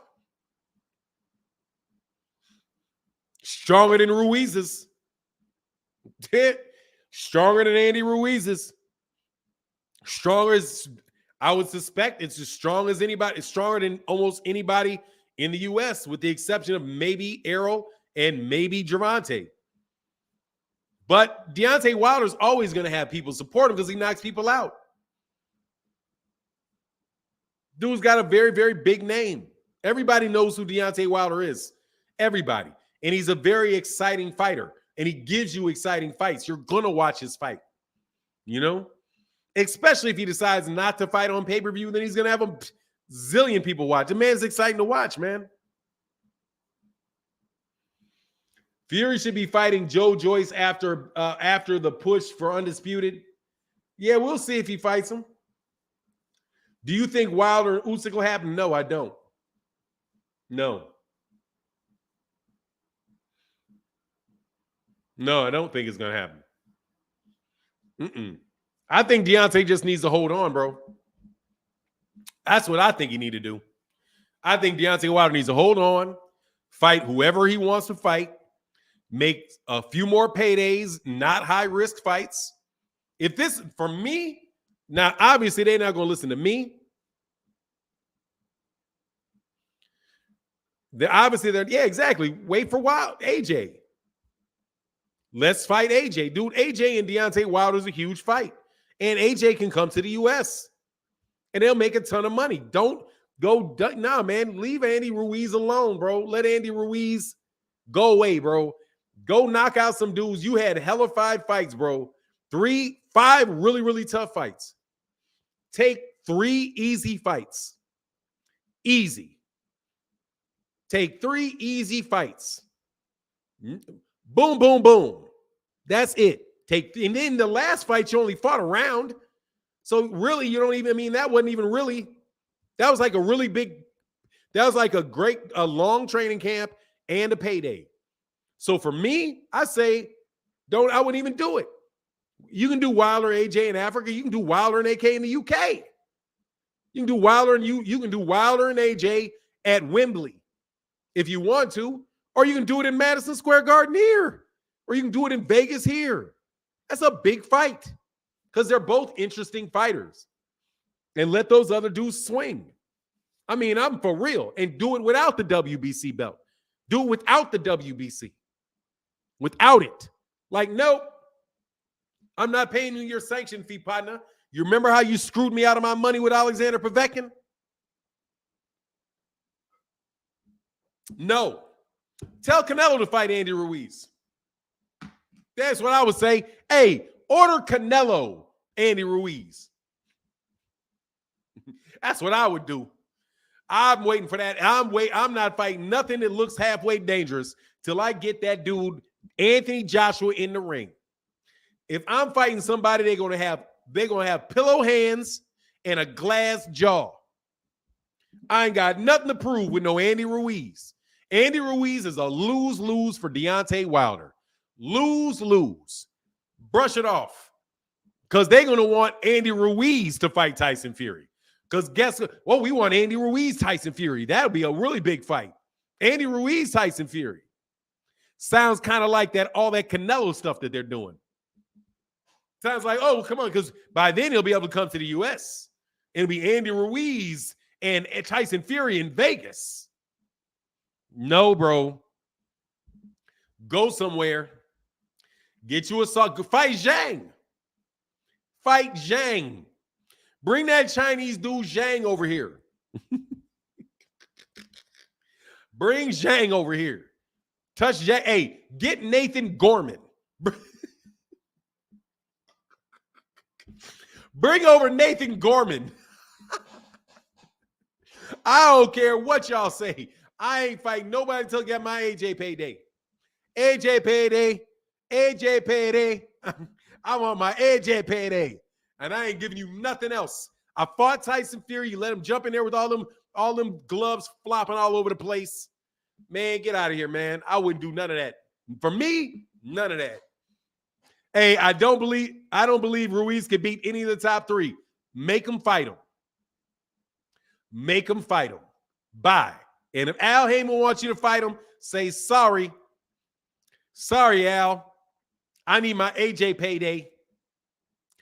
I need my AJ payday. I ain't doing that. Hey, I'll fight. You know, you should fight Franklin. Fight Jermaine Franklin. Fight Franklin. The dude Dillian White just lost to. Fight Franklin. That's about the same thing as fighting Andy Ruiz anyway. They fight just alike. The WBC would probably let Ruiz juice, load his gloves, all kind of shit. Excuse my language. Load his gloves, all of it. At the ref, if he gets knocked down, he's going to get a 90 count. None of that. For the good of boxing, I let him get up for the good of boxing. That's what he said. The good of boxing. That's what that ref said. The good of boxing. Yeah, I know he laid out completely unconscious, flat on his back. But I let him get up for the good of boxing. For the good of boxing. What are they going to do to Ruiz for the good of boxing? Man, please. Ain't no way. Ain't no way I'll fight Andy Ruiz. Tell Andy Ruiz, sit down, shut up, go fight somebody else. Oh, you ducked me. No, you're just a nobody.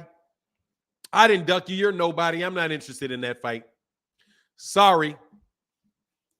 Go fight Andy. Go fight Luis Ortiz again. Go fight Luis Ortiz again. They rob Wilder greatness. Hey, dude. Hey, that's my opinion on the matter. I'm telling you, man, these guys do it. After listening to Jose Padilla say what he said and listening to and on top of that, knowing what the referee said in the first Wilder fight about the good of boxing, bro, I wouldn't trust none of them dudes, man. Need to get cheat ref out of boxing? Nah, they're just going to get another cheat ref because they need it for the old man. We need this guy to win. I'm Filipino. Everybody watching is Filipino. We're trying to sell Filipino boxing. I'm Mexican. He's Mexican. We're trying to sell Andy Ruiz. We can't get another Wilder. We can't have another Wilder Tyson Fury fight. There's already 3 of those. So which one? But Andy Ruiz is undefeated other than Anthony Joshua, and he beat Anthony Joshua. Right? He's only got 1 loss. Yeah, let's get him fight Tyson Fury. Man, please. That's what you call a setup. And I'll say I think that's a setup. No, thank you. Like I say, give me somebody with some pudding hands. Okay? Oh yeah, man, Pac-Man been tainted though. He said it all, then he looked at looking at the refs for Wilders. Yeah.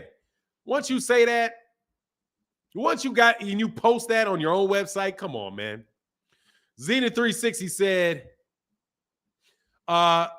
see how they looked the other way with Valdez and change the rules? Nah, we good. Yeah, exactly. Nah, man.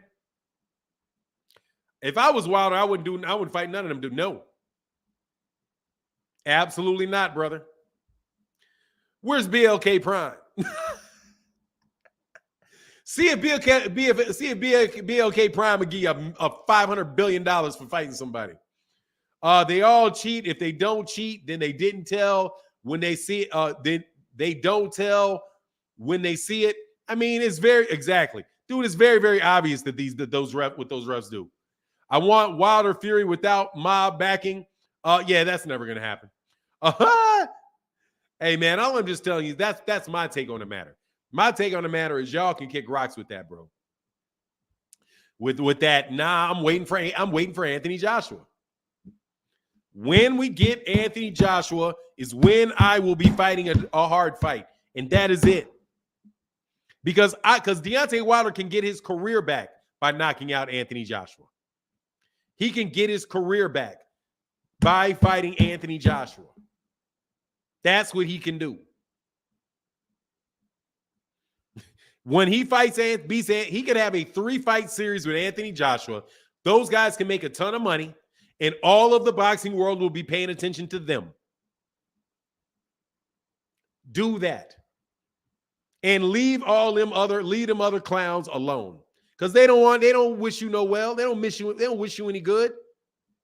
And I'm going to go back to Alexander Povetkin getting over on you for millions of dollars.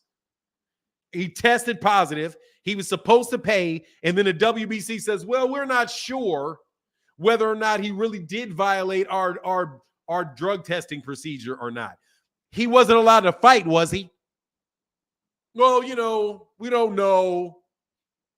I wash my hands of that, which means I lose how much money? Yeah. He said 3. Nah, we got to have 3. Nah, just a rematch. Nah, they can do 3. Let him fight 3 times. He can knock him out 3 times. That shit's glorious. Nah, once, twice, 3 times, whatever, bro. Set them mitts. No, you set that thing up. We're going to have 3 fights. We don't care what happens. And if somebody loses twice, they can walk away. But might as well, because AJ's not very long for boxing, brother. AJ's not for very long for boxing. Really. And Tyson Fury's about to lose. Because God don't like ugly. And I mean it. Something's going to happen to that dude. Something's going to happen to that dude. Because God don't like ugly. Remember I said it. Don't like ugly. We'll see what happens with all of that. Regis better be careful of Jose Ramirez. Oh, he'll beat Jose Ramirez. But yeah, that'd be good. But Jose Ramirez is a good fighter, though. Exactly. Wilder versus Franklin, Otto Wallin, and Kwanaki. Exactly. Fight Kwanaki. Fight Kwanaki. Fight Kwanaki in Chicago. Fight Kwanaki in Chicago. You in charge a bunch of money for that fight. Everybody, all those Polish folk will come out for the Kwanaki fight. But yeah, man, nothing harder than that, man. E. Snooty in the building said, Gary Antoine Russell, low-key the best 140-pounder. He very well may be. He very well may be. He said, yeah, right. He said, hey, a month later, 9, you okay? Walk to me. Exactly. Walk to me, drink this energy juice. Timeout. His glove is cut. All of that. Yes, I did talk about the exactly. Perfect. Exactly. Exactly. The same way Fury is fighting Chisora. Exactly. Fight Derek Chisora. Fight Derek Chisora. Fight Adam Kwanaki. Fight some rough and tumble dude whose name you know. Fight Carlos Takam. Fight Carlos Takam.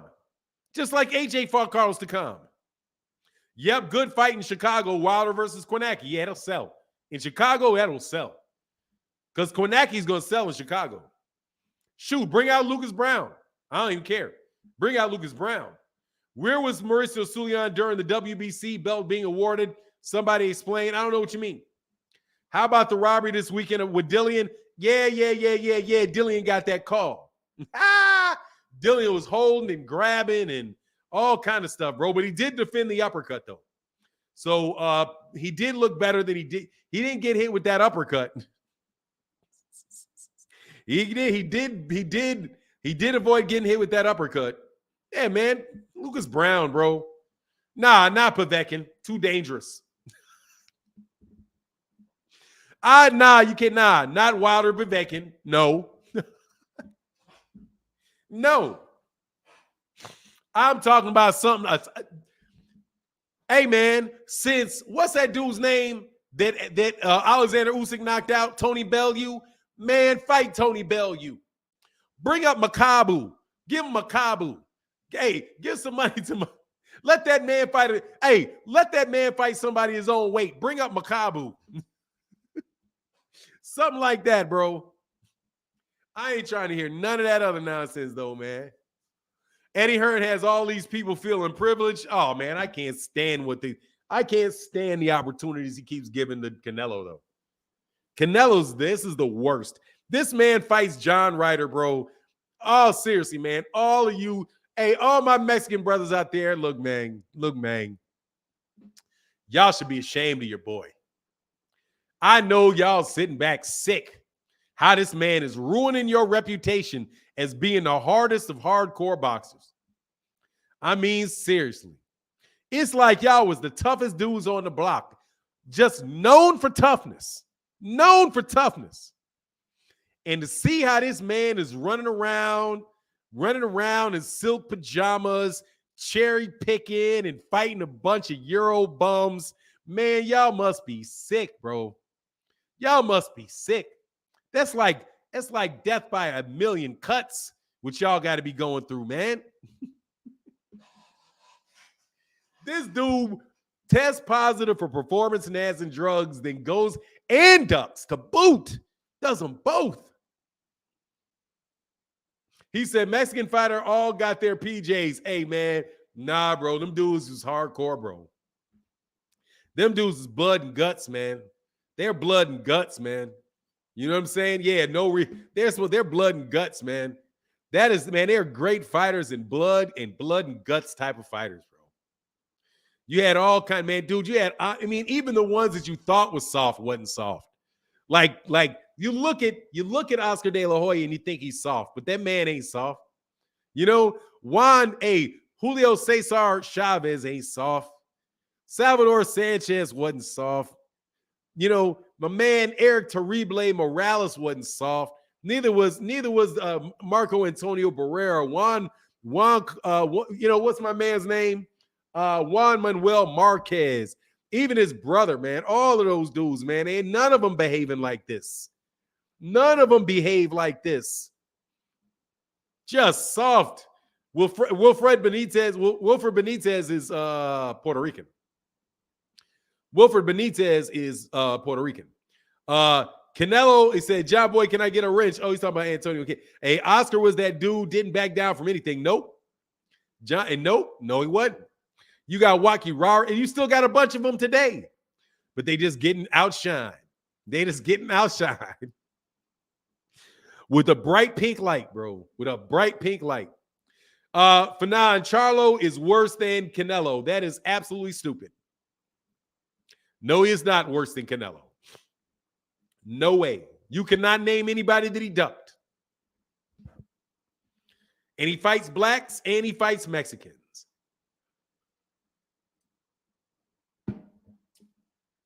Sorry, brother. No, Canelo by a mile. Canelo by a mile. Neither one of them. Neither one of them. Neither one of them are anywhere near what's going on with Canelo, man. Are you kidding me? Dude, Canelo is should be a flat out embarrassment to y'all. It should be a flat. He went from Bivol back to Golovkin.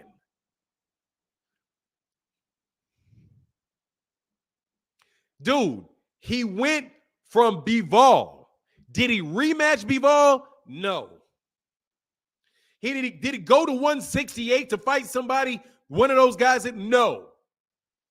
He went down to Gennady Golovkin, who looks like garbage for years now. Did he look like garbage against Gennady? He went down and with Gennady and looked like garbage against Gennady and claimed a broken hand. And now he's going to fight John Ryder. Dude, your boy is a sham. A straight up and down sham. Okay? It's a sham. It's a sham. It's a shame. It's a shame. The way you mess around with shame.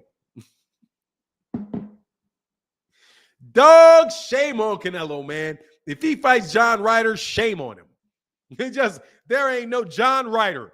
He's going to be fighting John Ryder, a guy that lost to a guy that he already beat again. Oh, my goodness, man. Oh, my goodness. They stripped Benavidez. Canelo pulled a favor. Give me that belt. Exactly. Fought no champ in the division. Ran up in the weight. Man, fought a dude. Seriously, man. The man is an embarrassment. If I was a Canelo Alvarez fan, which I cannot say I am, I just can't be one anymore. Dude, he is way more embarrassing than Terence Crawford. Now, see, when we got on that Terence Crawford duck stuff, right?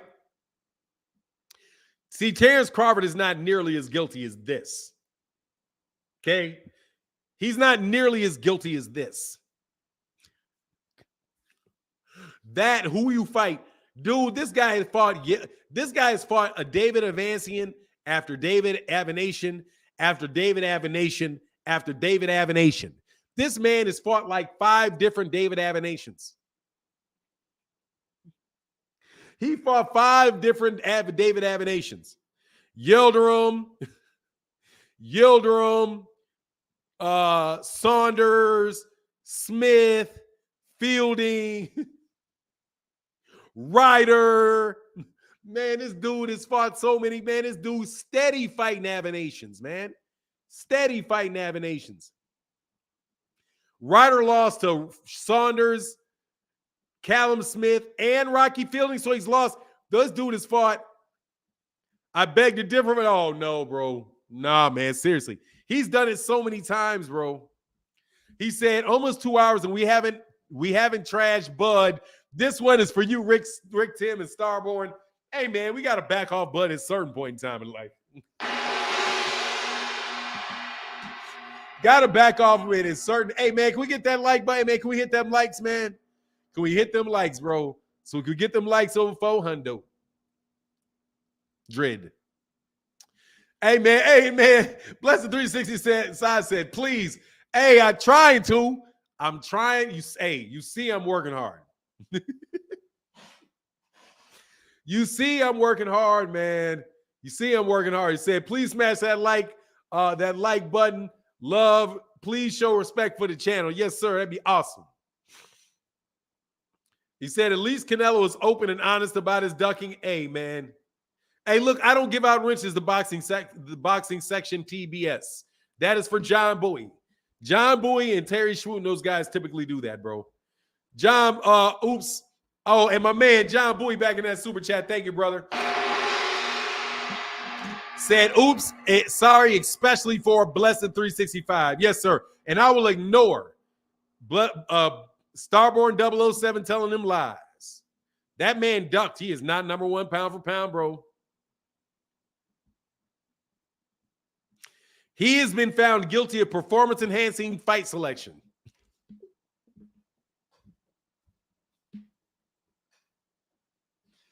Man. He tested positive for excessive amount of cherries in his bloodstream. Nah, man. Hey, no worries, though. The boxing section TBS, he'll get you up pretty quick. Hey, nah, I'm just trying to tell you, man. He got caught. They walked in. He had a big cherry soda, cherry pie.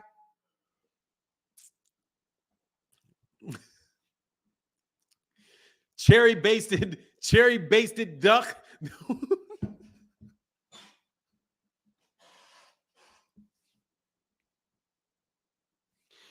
That man didn't even have, hey man.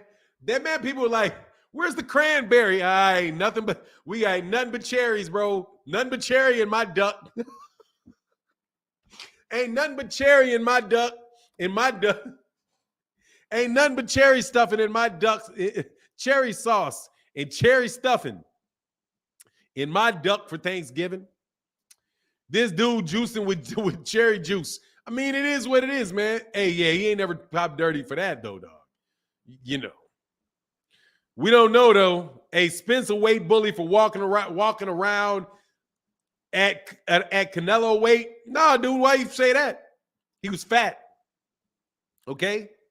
Being fat don't make you a weight bully, brother.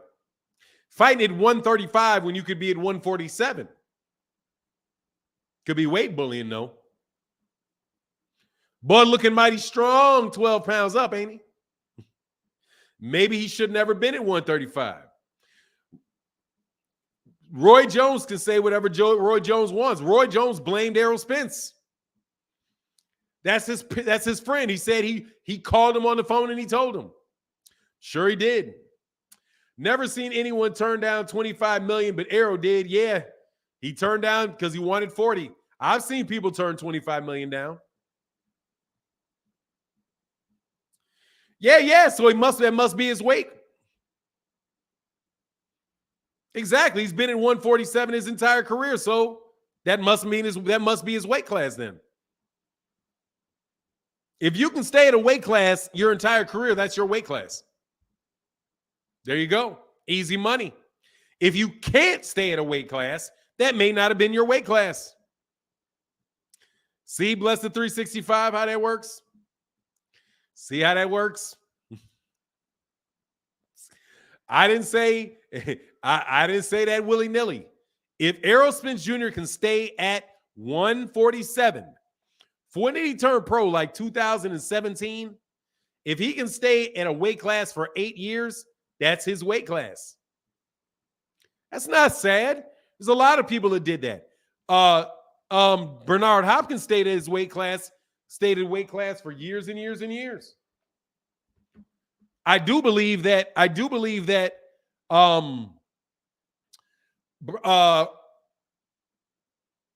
Hagler was at 160 pound his entire career. Ain't nothing wrong with that. Marvin Hagler was there his whole career. We wasn't a weight bully. That means that's his weight class. Love CD Sean said, thanks for the gym on JoJo Walcott. That old ninja movement was hilarious, but effective. And Leonard Hearns was insane too. Absolutely, bro. I got this guy I was going back and forth with. Man, will y'all stop talking about evolution occurring in 80 years?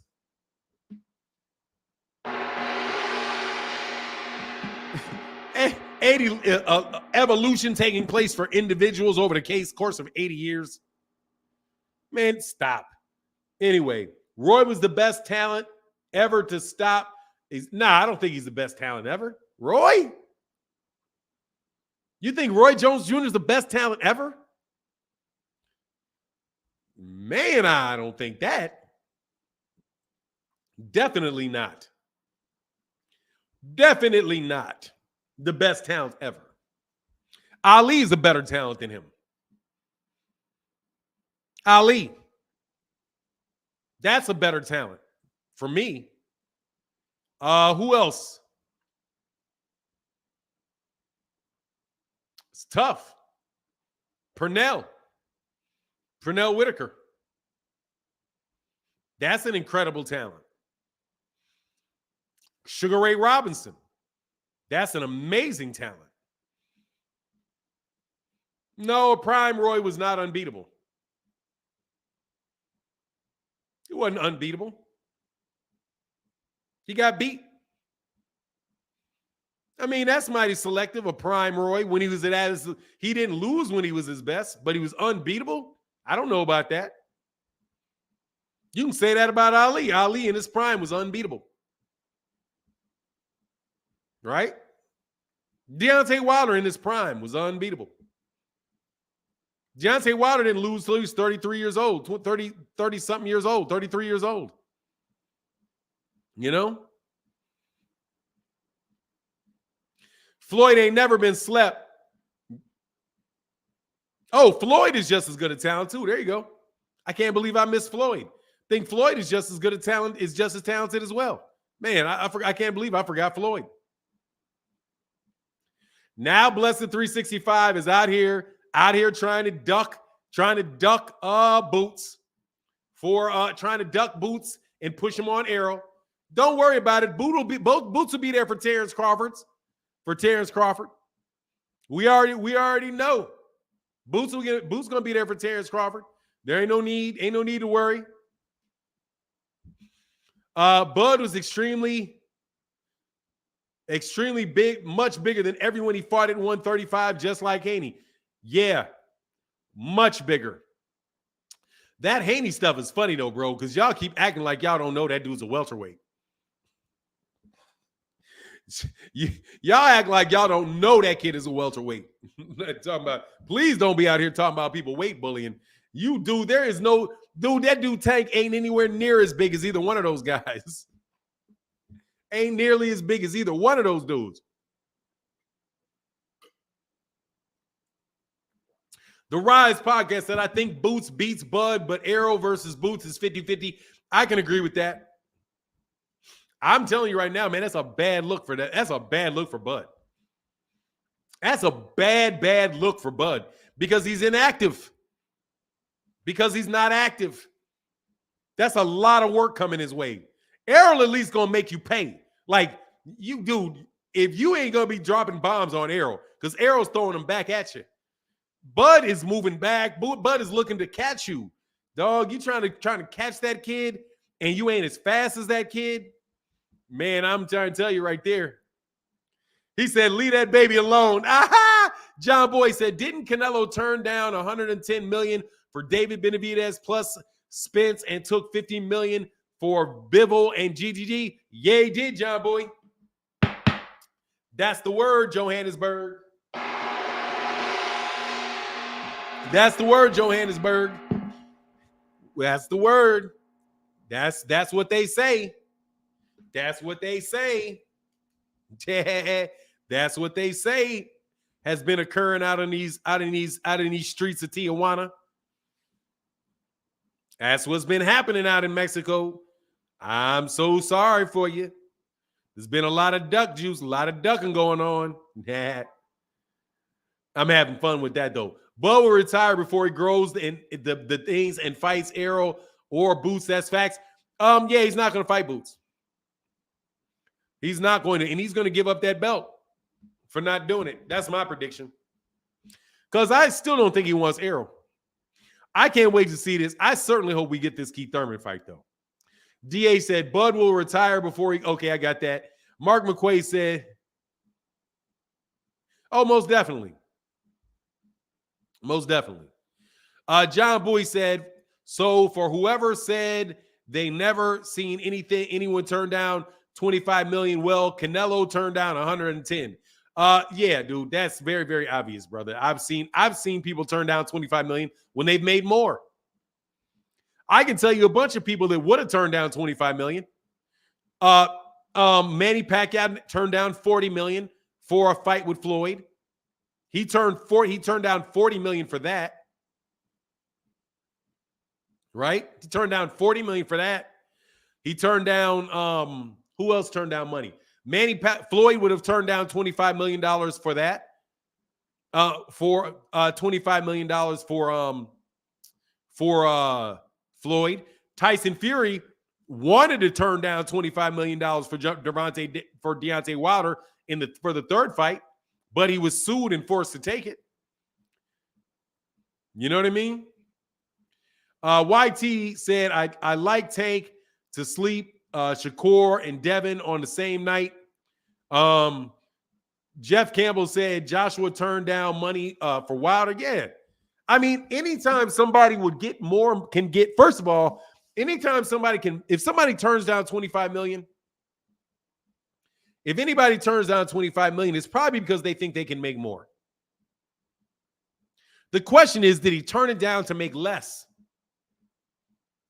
And Errol said, hey, I was happy with the money I was getting. $25 million would have been good for you, bad for me.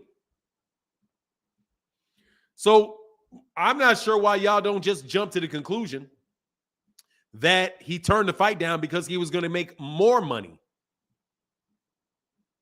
And that accepting $25 million would have cost him money.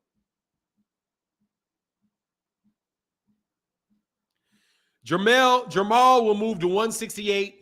Mel will move to 160. Spence will go to 154. They will move simultaneously. I think that is bad business. Key 215, brother. Thank you so much for that support, bro. Yeah, man, I think that's bad business personally. I think that's bad business. Real bad business, bro. It's just as because the Jermall and Jermell part I can go with, but man, Errol ain't that. That is not that man's brother. Lonzo Turner said Jermall and Bivol should be a go and great fight. I got Jermall, of course. Oh, Jermall and Bivol. Yeah, man, much love in that super chat, bro. Hey, man, I would love to see the fight. I would love to see that fight. But you know what it is. It's terrible that he asked for it. Zenith 360 in the building said, why are we talking about 25 million in Monopoly money? You know, because Bud threw the number out there, so it must be real. How do you know, Starborn? Why do you keep talking about 25 million, brother? That's dishonest. Stop throwing 25 million out there, bro. He didn't deserve, if it was $50 million, Bud, he's not going to give Bud 50% of it. Bud doesn't deserve it.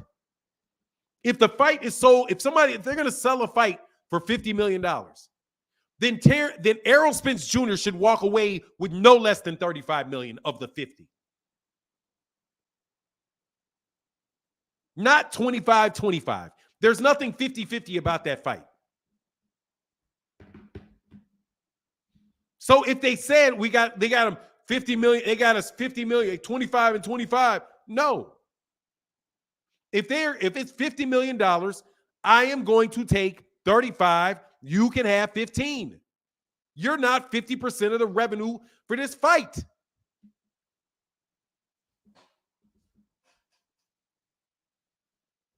I'm just saying, if it was true, why would he get it? If it was true, why would they get it? Why would you get 25 million for the value of a fight? Then no fight. No. No, bro. You need to stop playing fantasy world. Then no fight. No, your boy ducked. We don't get to move back to your fantasy land. You're out here in fantasy land. Well, he never made $25 million before. That's your fantasy land. We're over here in the reality, brother. You're not going to lay out some fantasy. Well, he never made $7 zillion before. Bud said that he was gay. Bud said that there was $70 billion out there for the fight, and he turned it down. He would have never made $35 billion before.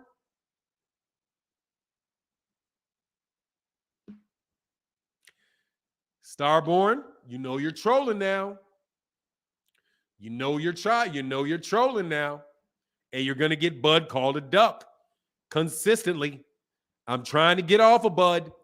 I was trying really, really difficult. Now you're out here trying to spin yarn, bro, for this guy.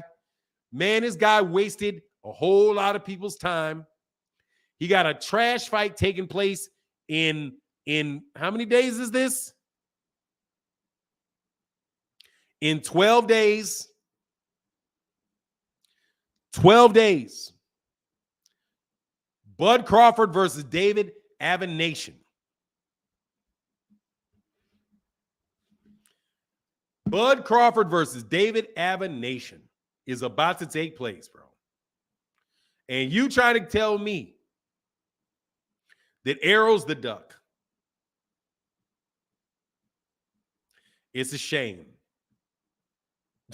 It's just a shame, bro. I didn't even want to do it. I was out here chopping up on Canelo today. John Bowie said, hey, see that Bless and Rick Timms were staying away from Bud's talk, but your guys keeps pulling us back in. It's not our fault. It's not our fault. Fanon, how was Bill giving away $100 bill for Tank's giving? He gave them away to his children. That's not giving away money.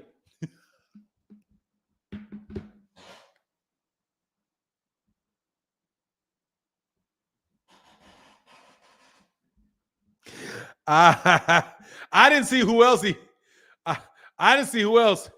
I didn't see who else he gave $100. It's all tax deductible.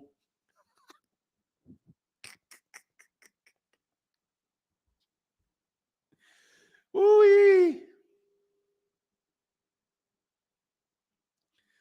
Fanon, are you watching Bud and Jared, Keyshawn and Tszyu? Also, I don't think Bomac is with Bud anymore. Man, that is really seeing this. They're all in training camp together. Why do people keep saying that? They're in training camp together.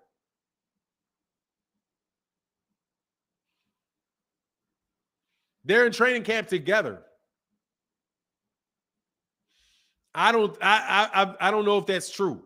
Even though maybe he's there not, but why does he need to be there for David Avenation? And he's and you know this for sure. Bomac ain't about to make Bob Arum, man. John Bowie in the building. Bomac, Buzz, yeah, Buzz a duck, bro. Buzz a duck, man. Hey, John Boy said, oh, and y'all done effed up now. My boy Zenith 360 about to light y'all up. Look, man, what happened with Bud and Bomac? That's the second person that said something about it. Look, man, Bomac is probably not going to be in his corner because Bob Arum is going to be like, look, bro, I pay you to train this guy. And that's a three-man training crew. So they have multiple trainers there with Bud. That's what I would suspect. But, you know, I can't remember what the name. Red is one guy's name, and I don't remember the other guy's name. Bud has no heart and doesn't believe in himself. That's why he ran from EJ and would retire before he fights Boots. I'm 100% with him not fighting Boots, bro. And he's going to have to drop that belt if they're smart. If they're smart about it, they can force that with the WBO, man. If they're smart, they can play that. They can do that with the WBO. And then the PBC can have all them belts.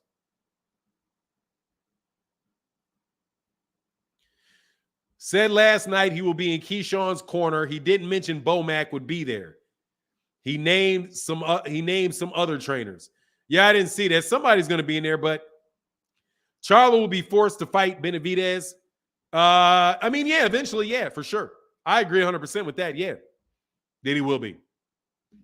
I'm not even in a rush. I mean, that fight is going to happen just because Eventually, he's going to move to 168. And when those belts open up, he'll fight him if he has the belts. If he has the belts, he'll do it. John Boy said, honestly, it seems like Bud is coaching Bomac in his fights. Like him or not, Bud knows boxing. He just doesn't want to fight. Yeah, exactly, bro.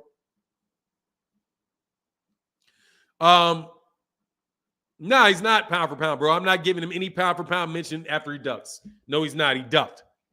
He ducked the number 3 guy. He loses it. He ducked the number 3 guy. He loses it. Number 1 pound for pound fighter. I'm still trying to think who I'm going to put up there. I'm still wondering who I'm going to put up there. But it's not Bud because Bud ducked the number 3 guy. Said he didn't need the fight, so he didn't want it. You can't be you cannot duck the number 3 guy and be number 1. Doesn't work like that. Not for me. No, he won't. He has to duck him. He has to fight him to catch him. You have to fight him. You have to fight him. You have to fight him to catch him.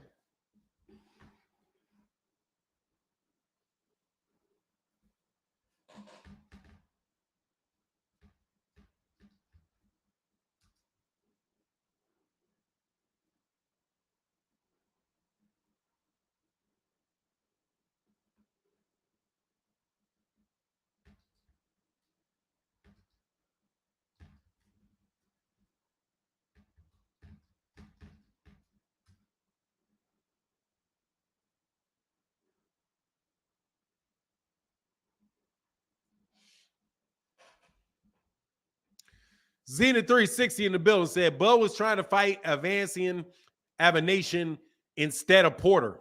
Yeah, dude. I mean, dude, look, man, it's weird. It's wild, bro.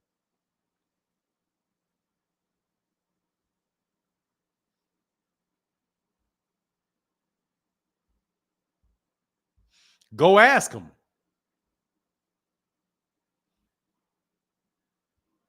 Go ask him. How do I know?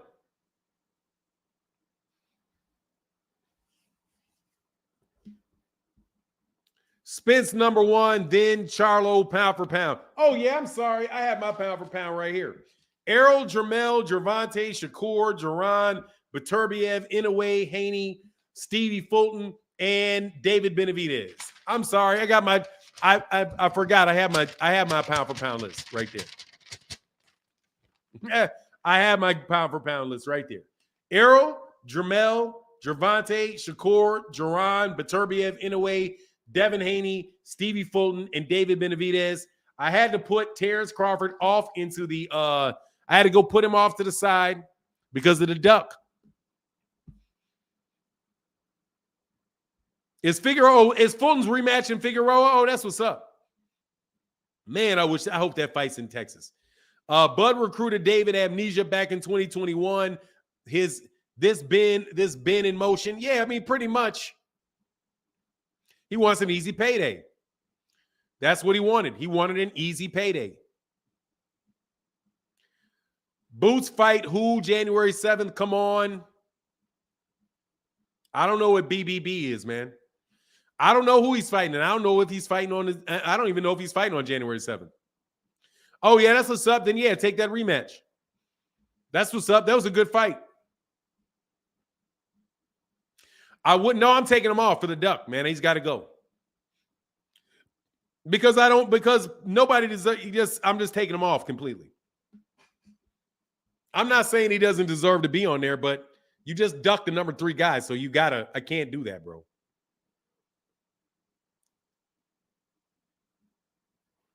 No, not all boxers say that. Gervonta Davis said he isn't.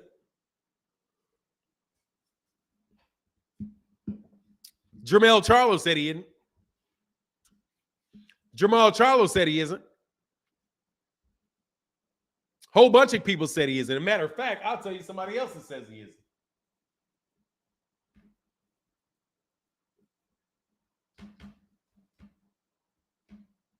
You got a bunch of ESPN guys that say he is, though.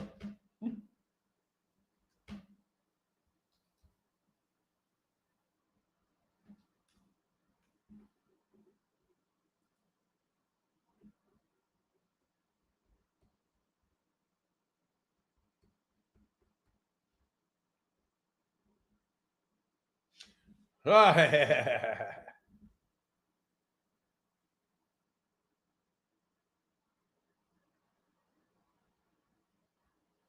you pretty much got a bunch of ESPN dudes saying that, man.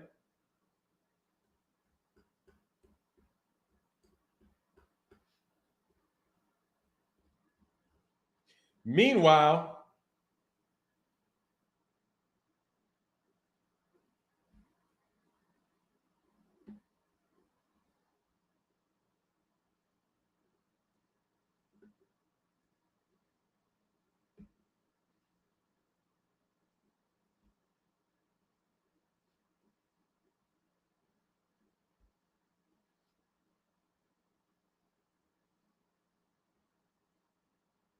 it's funny, man. That's some interesting stuff right there. What's disingenuous? Rico? What's disingenuous? Because I am not being disingenuous. That man ducked the number 3 guy, in my opinion. You duck somebody on the list, bro, you got to go. I'm not rewarding that ducking, bro.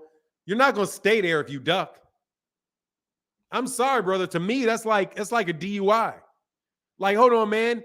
You say I pull you over because I think that you've been drinking and driving, and you refuse to blow into the you refuse the test, brother. I'm just going to assume you're not. Oh, okay, thank you, Rico. That's me. If the test is there and you won't take the test, then no, brother, you're not that because you wouldn't take the test. If you refuse to take a test, what grade do you get? Get a 0. If you don't turn in your homework, what grade do you get on your homework? You get a 0. If you have an opportunity to prove that you are the number 1 pound, to prove it, not think it, prove it, by fighting the guy that's number 3, and you don't do it, hey, Starborn, you got to drop that, bro, because I'm going to have to time you out, brother. That's spamming a lie at this point in time, bro. Come on, man. You got to drop that, bro. You got to drop the 25 million line, brother. You got to drop the 25 million line because it's not true. And it doesn't even make a difference because you mean you wanted him to take a pay cut. You wanted him to give Bud total control of the fight and give this man more money than Bud deserved while he took less than he would have earned elsewhere. Again, it's just a shame, bro. You gotta cut that out, man. Jeff Eric Horn said Crawford is clearly a duck and his story is BS. I mean, look, man, at the end of the day, that man, when you're talking about the pound for pound stuff, he's off my list because he refused to fight Errol Spence. Errol Spence is the number 3 guy. He's in your weight class, he holds 3 of the major championship belts in your weight class, and you refuse to fight him because you say it's not important. You don't need it. You're already the best. No, you don't get a placeholder. You don't get to say I'm the best and it just stays that way, and you purposely avoid competition. No, man, you up off of there, man. Simon A. Now, Boots and Thanksgiving are ahead of Devin on your list. Are ahead of Devin on your list. Remind me again, Fanon, what have they achieved? Boots is a better fighter and Tank is a better fighter. They've achieved being better fighters. That's what they've achieved. They've achieved being better fighters. What? They achieved better skill sets, in my opinion. That's what they have. Now, remind for me again, who did Devin beat? Who's Devin's legacy? Who did Devin beat? Please tell me who Devin beat.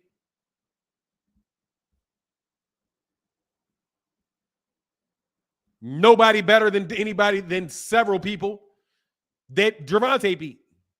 You want me to throw him up there because he beat George Kambosos? He beat George Kambosos. He's on the list. There you go. And you're talking pound for pound. He can't punch.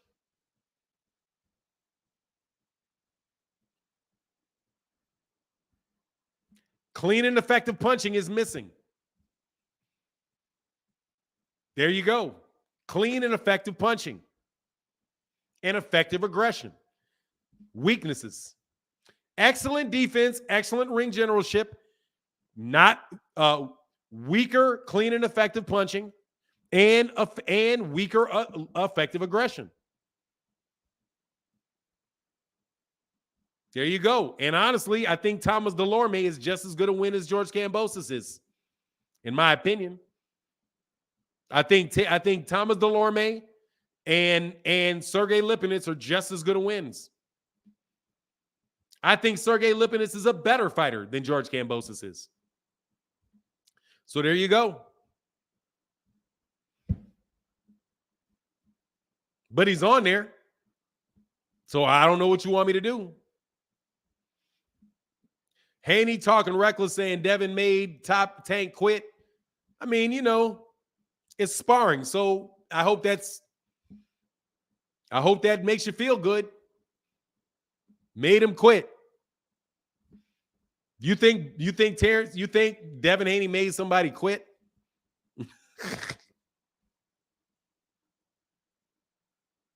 Hey, man, if Devin Haney, use your brain for a second. If Devin Haney could make Gervonta Tank Davis quit, beat the ish out of him, and make him quit in 16-ounce gloves and headgear, why is he going to distance with Yuriokas Gamboa? Yeah, everybody keeps saying it was recorded, but nobody shows it. I got it. It's out there. Somebody has it. It's out there. It's out there. I haven't seen it. Somebody has it. Release it. I mean, what you want me to say, man? I haven't seen it.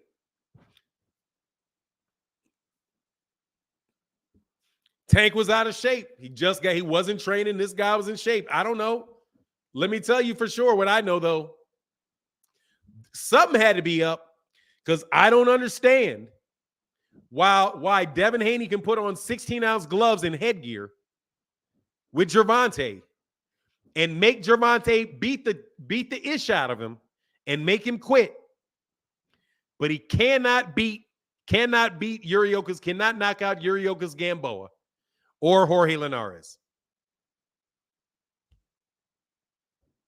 It's something doesn't match there.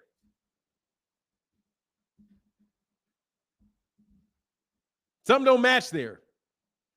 If the reason is you are hurting him,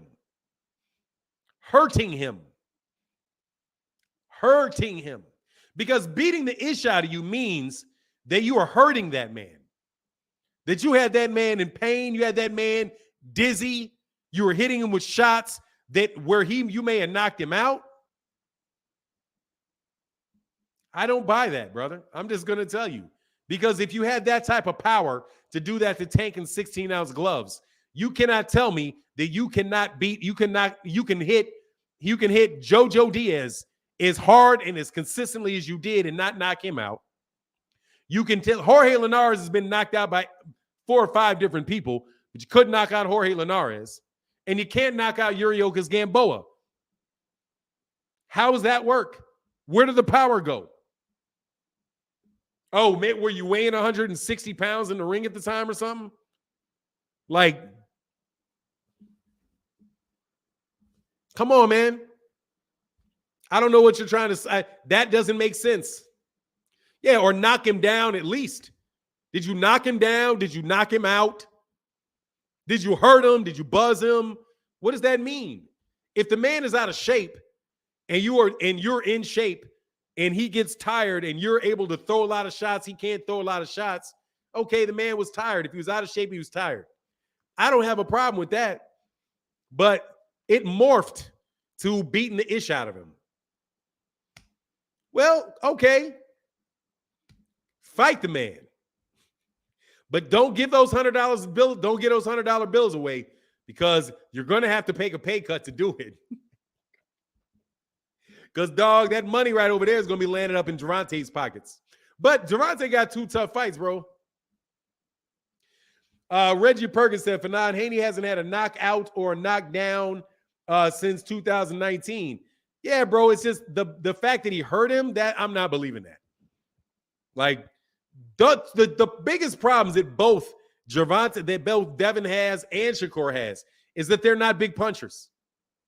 And if you're talking about what you did with Gervonta, and you're talking about 16-ounce gloves and headgear, the advantage is to you. That's like somebody fighting Deontay. That's like somebody fighting Deontay Wilder in 16-ounce gloves and headgear. Well, the advantage is to them because he's not hitting you. He's not hitting you with 12-ounce gloves. And he's not hitting you on your head. So when you have a knockout puncher and you talk about how you outboxed, you were beating up a dude, and that's my thing with Shakur, bro. Don't act like you can't get clipped. Don't act like you can. You get clipped, you can go to sleep, partner. You can clip Tank. You can get a clean shot off on Tank. And Tank, more than likely, is going to take that.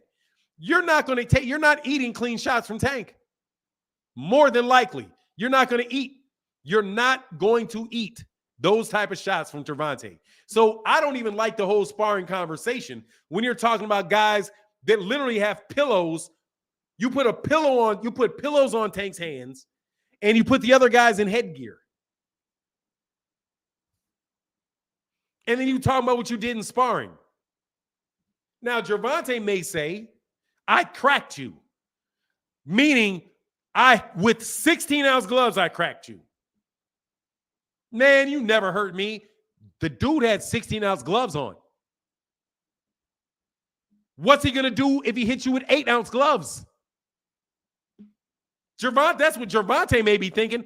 Oh, I cracked you all right. Oh, yeah, I cracked you I cracked you all right. You just don't know you got cracked. That's what he could say. Oh, no, I cracked you. You just don't know you got cracked. Because I had 16-ounce gloves on. Everybody else I hit like that go to sleep. I hit you just as I hit Rolly Romero with that. Rolly Romero went to sleep. I hit Leo Santa Cruz, and Leo Santa Cruz got a very good chin. You know anybody else knocking out Leo Santa Cruz? I knocked out Barrios when I cracked him like that. So maybe you just don't know you got cracked. Maybe you just don't know. But Tank knows. Because you got hit with headgear, with 16-ounce gloves. So all of that talking, bro, I'm not so quick on that about the sparring talk, because the sparring like that favors people who favor people with that, where the headgear helps and the puffy gloves help. Hey, Daniel Diaz for 9. In my opinion, Devin's getting KO at 140. He don't have power at 135, and he's big ASF. Hey, man, we'll see when he gets in there with Regis. We'll see when he gets in there with Regis. Prograis. Hey, so Devin was double pillow fisted. Much love in that super chat, bro. Like, dude, you take them gloves off. Take the gloves off, take the headgear off. Then we'll see what happens. Take the gloves off, take the headgear off. Fight like that. And we'll see. We'll see. That's why I don't care about that sparring stuff. You got cats in sparring. Like I said, you saw David Haye fighting Deontay Wilder. Oh, look what he did. But, dude, David Haye had headgear on. And if Deontay Wilder caught him with any of those shots that I saw him hit David Haye with, he would have went to sleep. Just like your boy what's his name? Was a sparring partner for Deontay Wilder. Helenius. I bet you Helenius probably got hit with that same shot.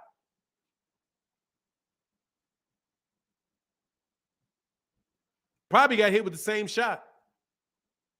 But what happened? You know, what happened? He probably could take the shot with the headgear and the big gloves. But no gloves, no big gloves, and no headgear? Somebody that's a boxer tell me if I'm telling the truth. on that. Fanon, since they want to talk sparring, what happened when Lord Puppy Paws sparred Shakur? He got beat up. And I saw it. He got beat up.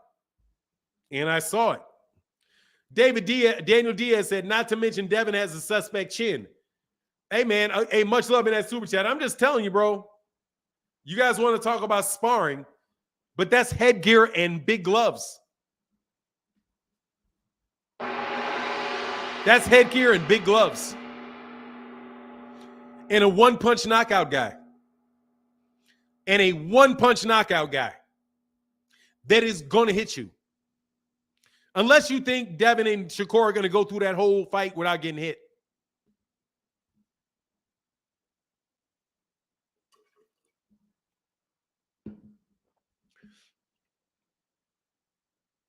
I don't even think he's improved, bro. Devin, Beast of the East, he looks the same to me.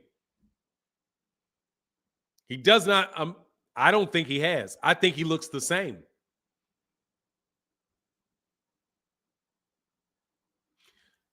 Y'all are ignoring Devin was 16 at the time. He's a professional fighter, bro. So what? So what?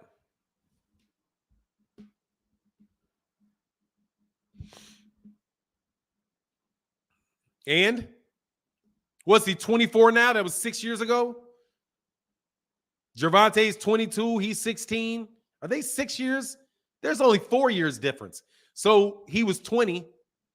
So he was 20 and the other dude was 16. Devin is he didn't get any bigger since he's 16. He's a pro at 16 in the same weight class. But whatever. All I'm trying to tell you is, dude, you had headgear on and big gloves. And if you're talking about fighting a knockout artist, then you have to take into consideration the fact that you had headgear on and gloves.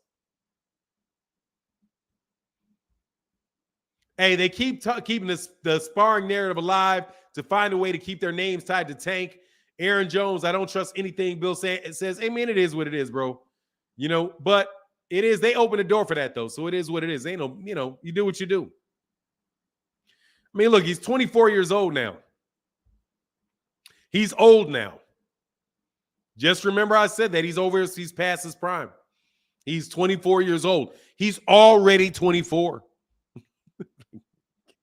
Y'all are wild with that, bro. When he gets to 28, man, y'all just remember that when he gets to 28. Or when he gets to 26. Yeah, exactly. Malik Scott versus Wilder too. Yeah. Sparring is just sparring. I could have a few examples.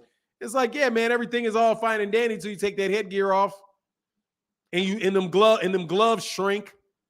And now you got to take a clean shot from Tank. And then we'll see whether or not you're going to get in there trying to beat the shit out. Whether or not you're going to be trying to beat the ish out of him. Because guess what, bro? You're not going to be standing there. Or he'll back up and you can come forward. Because are you going to tell me that Gervonta can't fight on the back foot? Is he just a come forward fighter? Headgear makes it harder to see for both parties. All I'm saying is you're going to walk him down. I'm telling you, what if Gervonta decides to make Devin Haney come forward? What if he just like, look, dude, I'm going to fight you from the outside. I'm going to move around. What if he makes him come to him? Makes him come forward. That'll be an interesting dynamic. Has improved. I mean, I don't see, he may have, but I don't see a lot of difference, bro. Honestly. Over the last several fights, I didn't see a lot. I haven't seen a lot. I did see that he had a willingness to go to the body and a willingness to step to the dude more. I did see that, if that's what you mean by that. Hey, Steve Jones said, been in the cut, enjoying the show for non-salute. Not sure if them tweets from Shakur is real, but he crossed the line with Tank. Oh, no, the tweets are real. Man, dude had a hissy fit, bro. Because he said, I have cracked both of them. And then it is what it is, man. But dude, they need to fight each other first. And I mean it. Gervonta Davis is not the champion. It's Devin Haney. Since Gervonta is not the champion, Devin Haney is, then Shakur Stevenson needs to be trying to fight Devin Haney.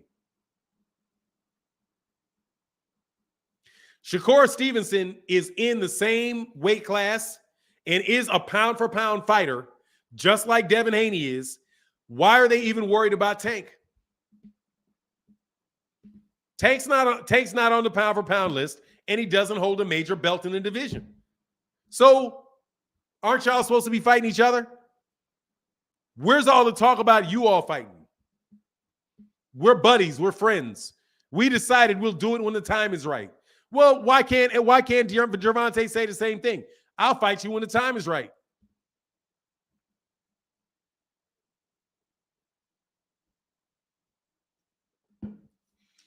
Shakur Stevenson is on everybody's top 10 pound for pound, as is Devin Haney. They're both pound for pound fighters. Gervonta Davis isn't on any of those guys' lists. Gervonta Davis does not hold a belt in that weight division.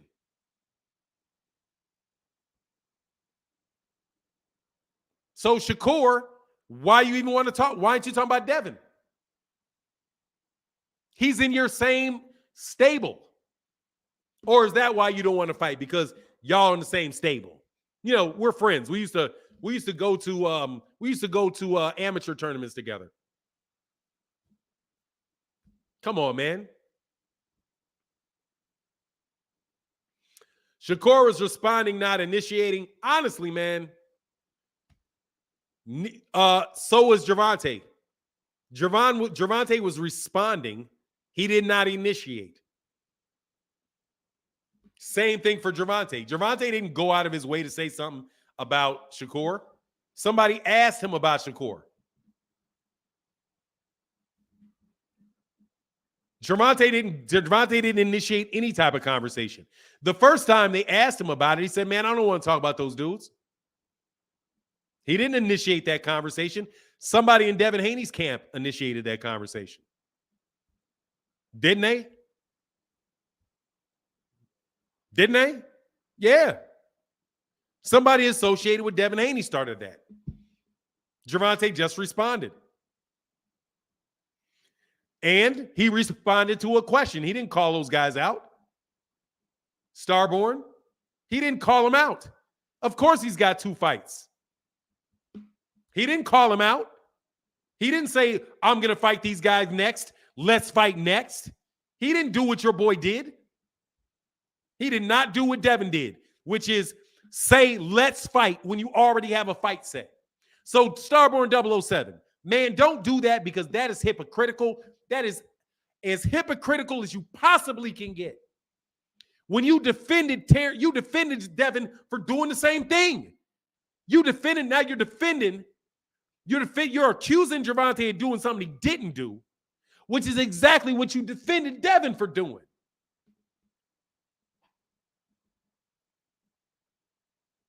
Gervonta didn't call that man out.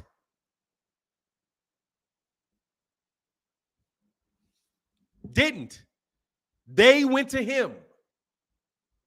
I could have sworn that he was sitting on the Rise podcast, playing a video game, answering questions, and the first time he was asked about Shakur, he said, man, I don't even want to talk about those dudes, man.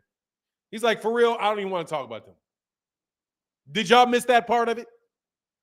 Hey, Shakur said the same thing about Tank months ago. Absolutely did. Much love in that super chat, bro. He said, if you need a knockout to beat me, if you need a knockout to beat me, you don't have any chance. And that man didn't say anything, but he cracked him. He didn't call him a midget. Like Shakur called that man a midget. Man, that dude, I'm trying to tell you, that dude got a fight with Hector Garcia and a fight with Ryan Garcia. His first half of next year is stacked for him. But he never called anybody out, man. So to act like he did call him out, that's just dishonest. Oh, no, you said, excuse me. What you said, Shakur, what you said, Starborn, was that Tank has 2 fights. So I'm sorry. So if you didn't say that, that's my apology. But I don't know why you would bring that up. All right, maybe I misunderstood. My apologies, Starborn. My apologies. Steve Jones said these young bulls be playing too many games. Nowadays, that stuff will get you hurt in Philly or the penitentiary. Look, man, look, dude, it's a bunch of talk, bro. For now, these new fighters are emotional with these girly mouths. All I'm trying to tell you is, dude, look, I listened to that interview. Gervonta Davis didn't call them dudes out. Gervonta Davis didn't even say anything bad about Shakur. He said those dudes can't touch me. And I cracked those dudes. What is he supposed to say? What's he supposed to say? Oh, yeah, Devin's a way better fighter than me. Devin's a way bigger fighter than me. He's a way better fighter than me. Oh, yeah, Shakur, oh, man, he's a way better fighter, bro.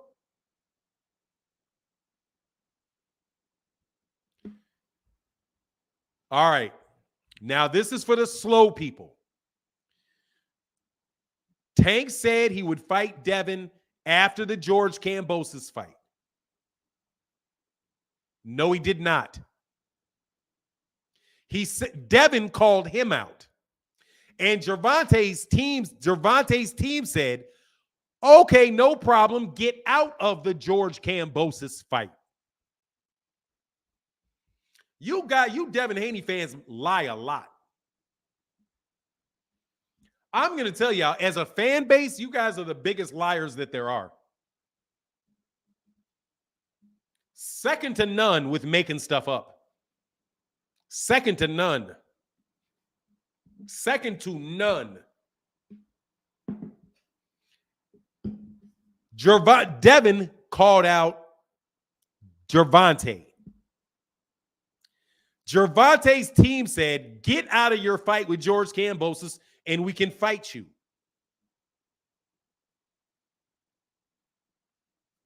Gervonta said, I don't care about your belts. I'll fight you. Get out of your fight. But guess what? He didn't get out of his fight. And guess what else he had? He had another fight with Lomachenko, which we know he had.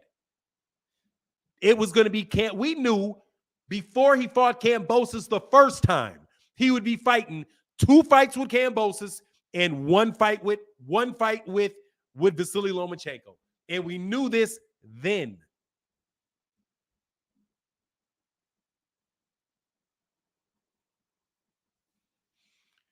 Tank said he was available, and if Haney was available, I want you next.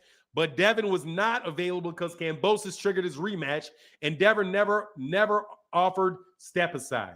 Easy. And on top of it, the only way he could get out of that fight was if he moved to 140. That's the only way he was going to get out of the fight, is if he went to 140. But I said, y'all just keep making stuff up, bro.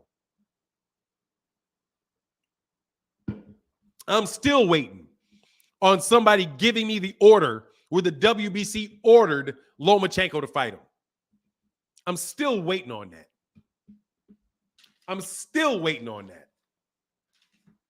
Whole lot of talking and absolutely no link to the WBC ordering it. Only thing you ever do is show me articles where somebody referred to him as the mandatory. Referring to somebody as the mandatory doesn't make him the mandatory. Referring to somebody as a mandatory doesn't make him the mandatory. Still been waiting on y'all with that one. Y'all will sit up here and tell me how a fighter fighting in a unification fight is ducking a mandatory that was never ordered. And you just keep saying it like it's true. You keep saying it like it's true. Over and over and over and over again. Keep saying it like it's true. Even if that man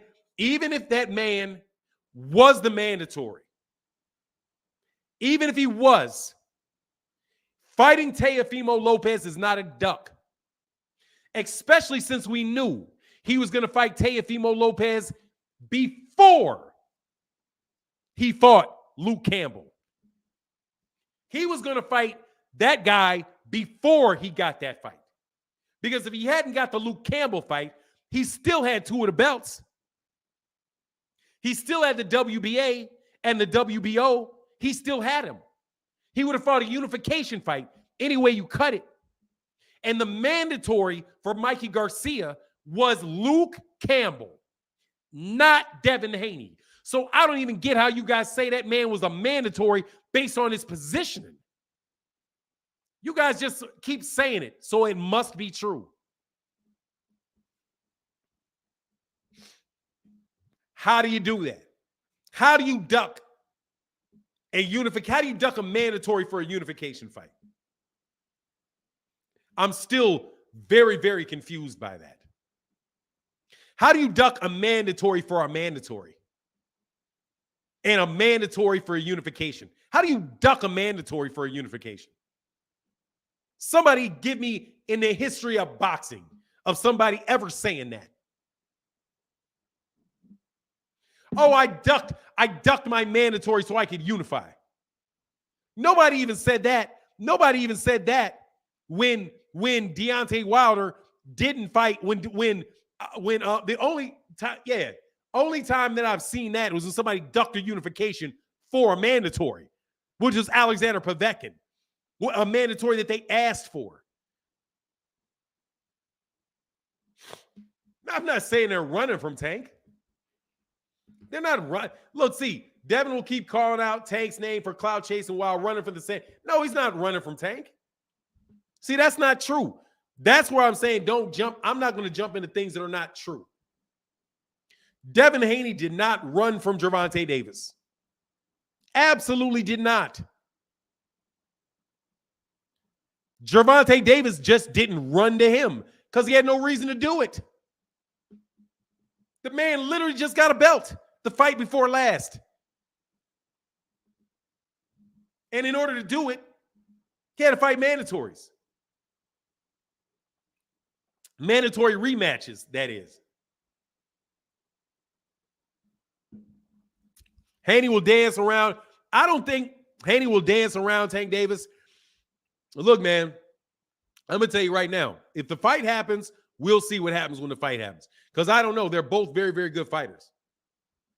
They're both very good fighters. Yes, the WBO belt is on the line December 10th, for what it's worth. Upper Echelon said, yes, sparring is 100% different than fighting without headgear and padded. Yeah, it's like, man, come on. And don't you also wear cups and hip protectors and all of that stuff too? Don't you also have something? Said, I'm betting on Tank. Hey, man. Mauricio Suleiman was repeatedly saying unifications trump mandatories. And he also repeatedly said that George Kambosos was the undisputed champion. And Teofimo Lopez was the undisputed champion. But whatever, bro. Thank you for not. How is Tevin Duncan when he has the potential to make? I'm saying he ain't running because he fought for a championship. Gervonta Davis was not in the ranking system of the WBC, but he also is talking about fighting a bunch of people that he ain't able to fight. So Devin does pop off a lot though. And it's the truth. And it's just the truth. Can y'all please stop saying Haney made people quit because I've never seen it? Bro, come on, man. You believing that he made that man quit? Man, he made him quit. I would love to see the context behind that because I doubt very much you were hurting him with them things on there. Hey, Slick in the building. What's going on, bro? He wanted Tank to push the WBA to make him his mandatory, but if Tank did that, Devin would automatically get 70% of the purse. Look, how about this?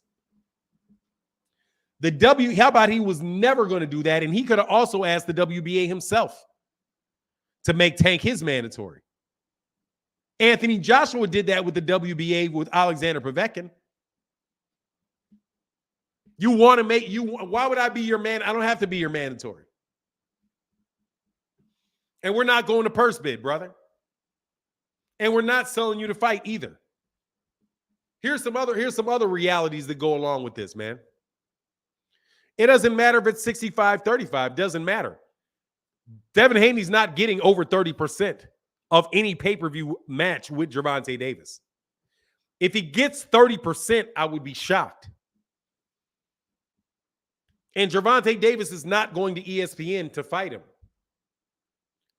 All the logistics around the fight, the actual logistics around the fight, tell you Devin Haney has to make a big old sacrifice to fight that dude. He's not going to get 30% of the pay-per-view, man. He's not going to get 20% of the gate. And that fight is not going to be on ESPN. So Devin has got to go over there to fight that guy. He's got to go to Tank. They said Gervonta only fighting Mexicans and Shakur and Haney record filled with cab drivers. Well, they all got a bunch of Mexicans.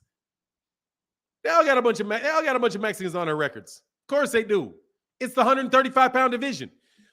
What are they going to do with Canelo and not fight him? Like, how do you not have Mexicans on your resume fighting in 126, 130, 135 pounds? How? It's not even possible. You're going to have to fight him. But whatever, bro. Like I said, I'm not saying that Devin and Shakur are running. I'm not saying that. I'm just saying, man, there ain't no victims and ain't no criminals in this one. Okay? Ain't nobody breaking their back to get to anybody. And that's the truth. Ain't nobody breaking their back to make those fights. None of them are. So if you want to point a finger at one, point finger at all of them or keep your hand in your pocket. Okay? Because none of them are going out of their way to do that. Gervonta Davis has been a money dude. Been the money dude. Been that. And you can act like it doesn't matter, but it matters. You all are over there at Top Rank. Clean out your side of the street. Do like Errol did. Clean out your side of the street. That means you guys got to fight each other.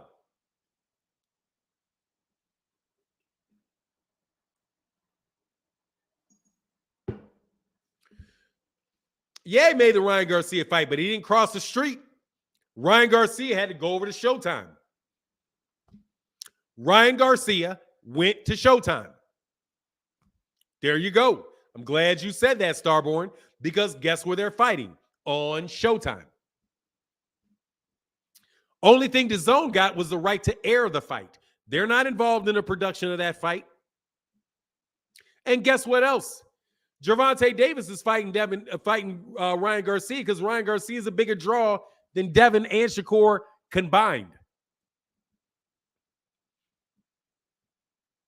But even the guy that is bigger than both Devin and Shakur combined.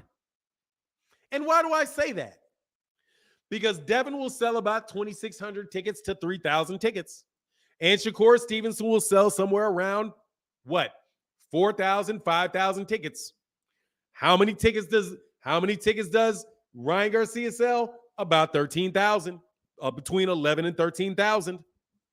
So he sells more tickets in one fight than both of those guys did combined. Unless I'm wrong about Shakur, because I do think Shakur did good numbers last time. So let me double check on Shakur. Because Shakur put some Newark numbers up there. He put up some Newark numbers. So let me see.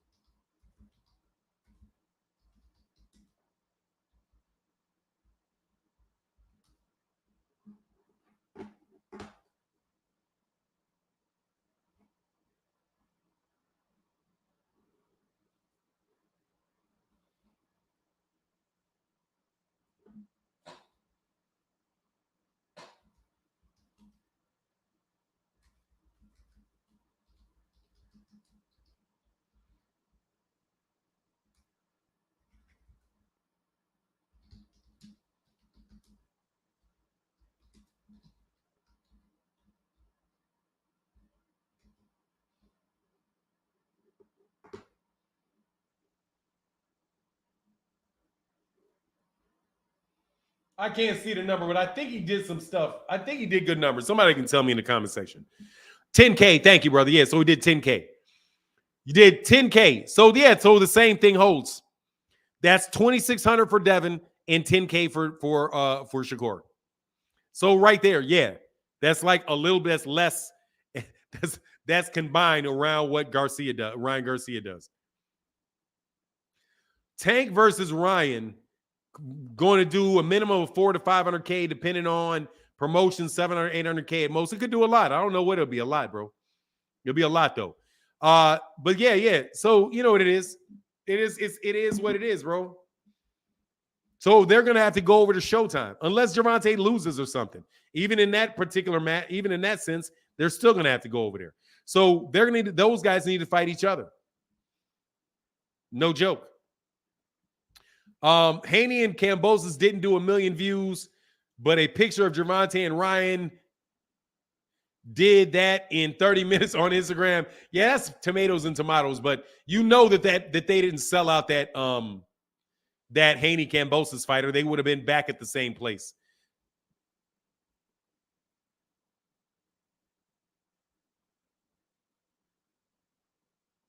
Yeah, I mean they could have, but they wanted it. They got the big money over there on DAZN. Yeah, they got the money on DAZN. But that's all right, man. Those dudes are doing what they need to do. No problem. Most of Ryan's followers are ghost accounts. I mean, he's not alone. Believe it. He ain't alone in that one, ABZ.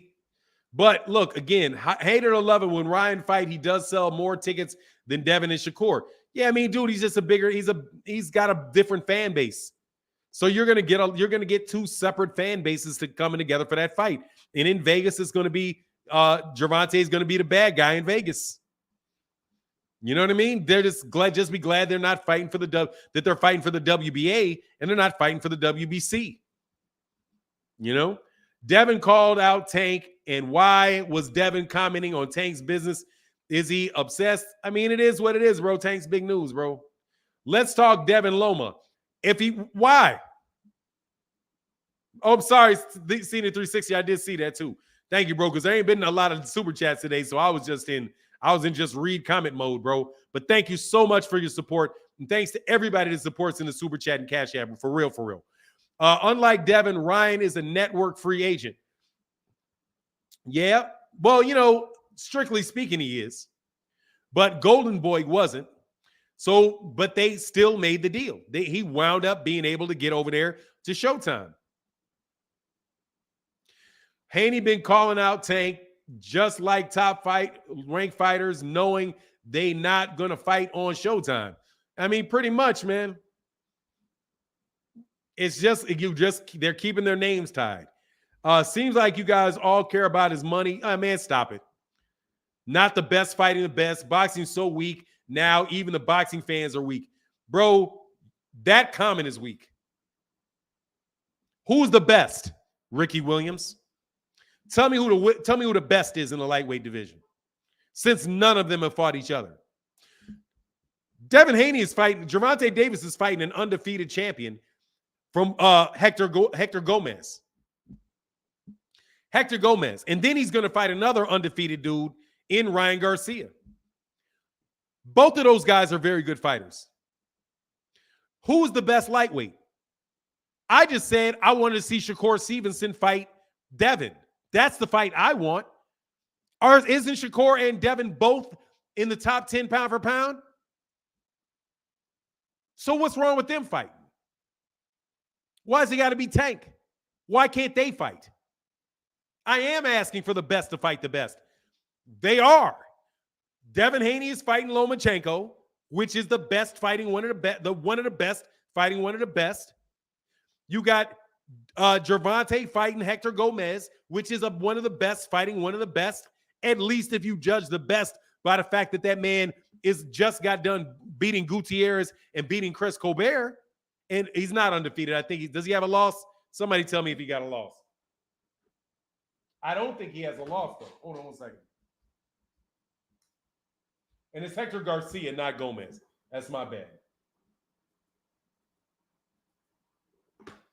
Yeah, he's an undefeated fighter. So what's the problem? What's the problem? And hey, my man, Mr. Arenalo said just pulling up support, showing support. Thank you, brother. Was it the Regis fight? Was at that Regis fight? Was great, was empty, but great fight. Hey, man. You know what it is, man. That wasn't, hey, it is what it is, bro. Gotta sell that tickets, but I loved it. I bought the pay-per-view though. Said because Tank is the man. Yeah, that's pretty much what you're acknowledging. You want to see everybody fight Tank. But Tank's not the champion, and he ain't beat anybody at the same time. So pick one. Anthony Forrest, much love, said, just showing some support. Devin needs to fight Shakur. Easier fight to make. Devin won't even say his name, nor will Shakur say his name, even though Shakur did at first, and then everybody got mad at Shakur. Then everybody got all mad at Shakur. Man, come on, man. We supposed to be on the same team, man. We've been riding you, man. We've been cool. We've been cool since days of Under Rules. We supposed to be on the same team, man. You ain't supposed to call us out. You're supposed to talk bad about Gervonta. Oh, I'm sorry. I was off script. Like, man, it's ridiculous, bro. That's the first. Shakur Stevenson shouldn't be saying anybody's name but Devin's.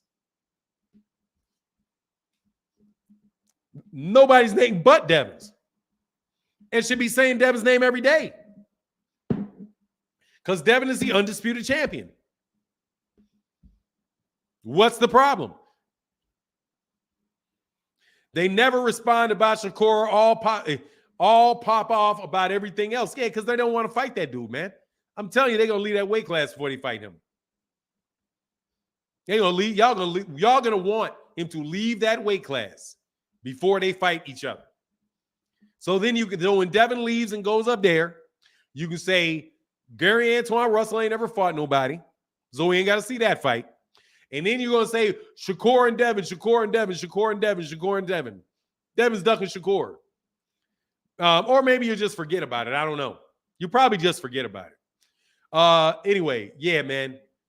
Devin is getting too big and heavy for lightweight. It's going to be harmful for his health later down the line. Hey, man.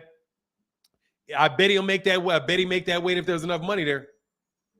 140 is, 140 is interesting. Tank is the championship fight. That's why they keep his name in their mouth. Yeah, pretty much. But we know that. We know it, though. We know it, though. They want to make that fight down the road. I can see them at 140. That could be a big. No, it will not be. Christopher Brown, they don't want to make that fight later down the road.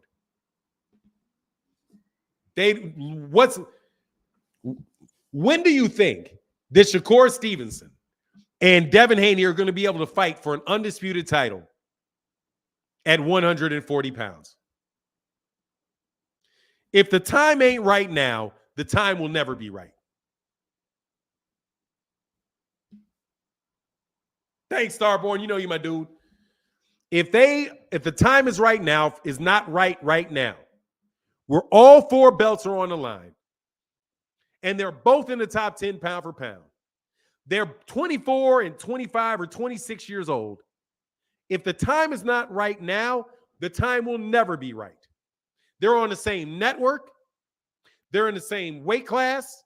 They're both in the top 10 pound for pound. Please. They don't want to fight later down the road. They don't want to fight at all. If you thought it was going to take them now, maybe originally they were like, well, maybe we'll fight later down the road. Because you never thought all the belts would be online for the fight at 135. But Shakur Stevenson's going to be at 135 for at least 3 years.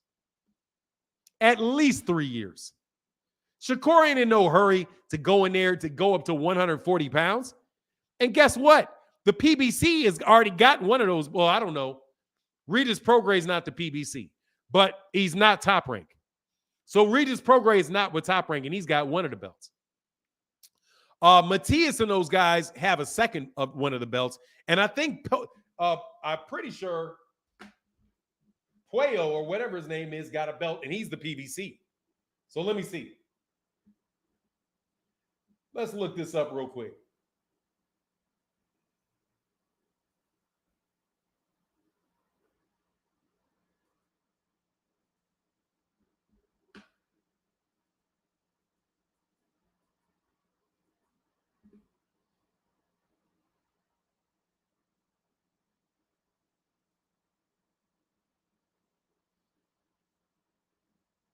Oh, no, oh, they didn't move him up.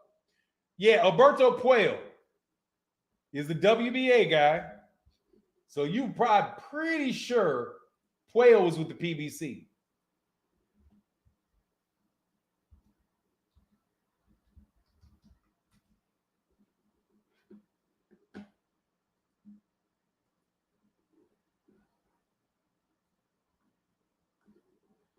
Another Dominican fighter killing it.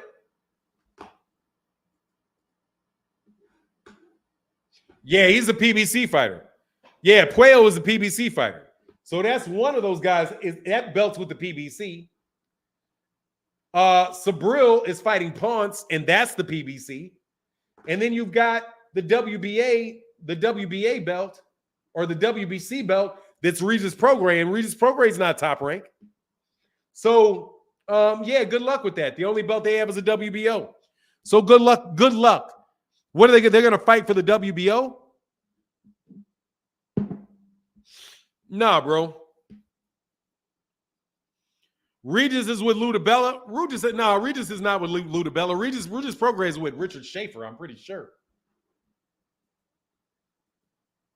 I'm pretty sure he's with Richard Schaefer.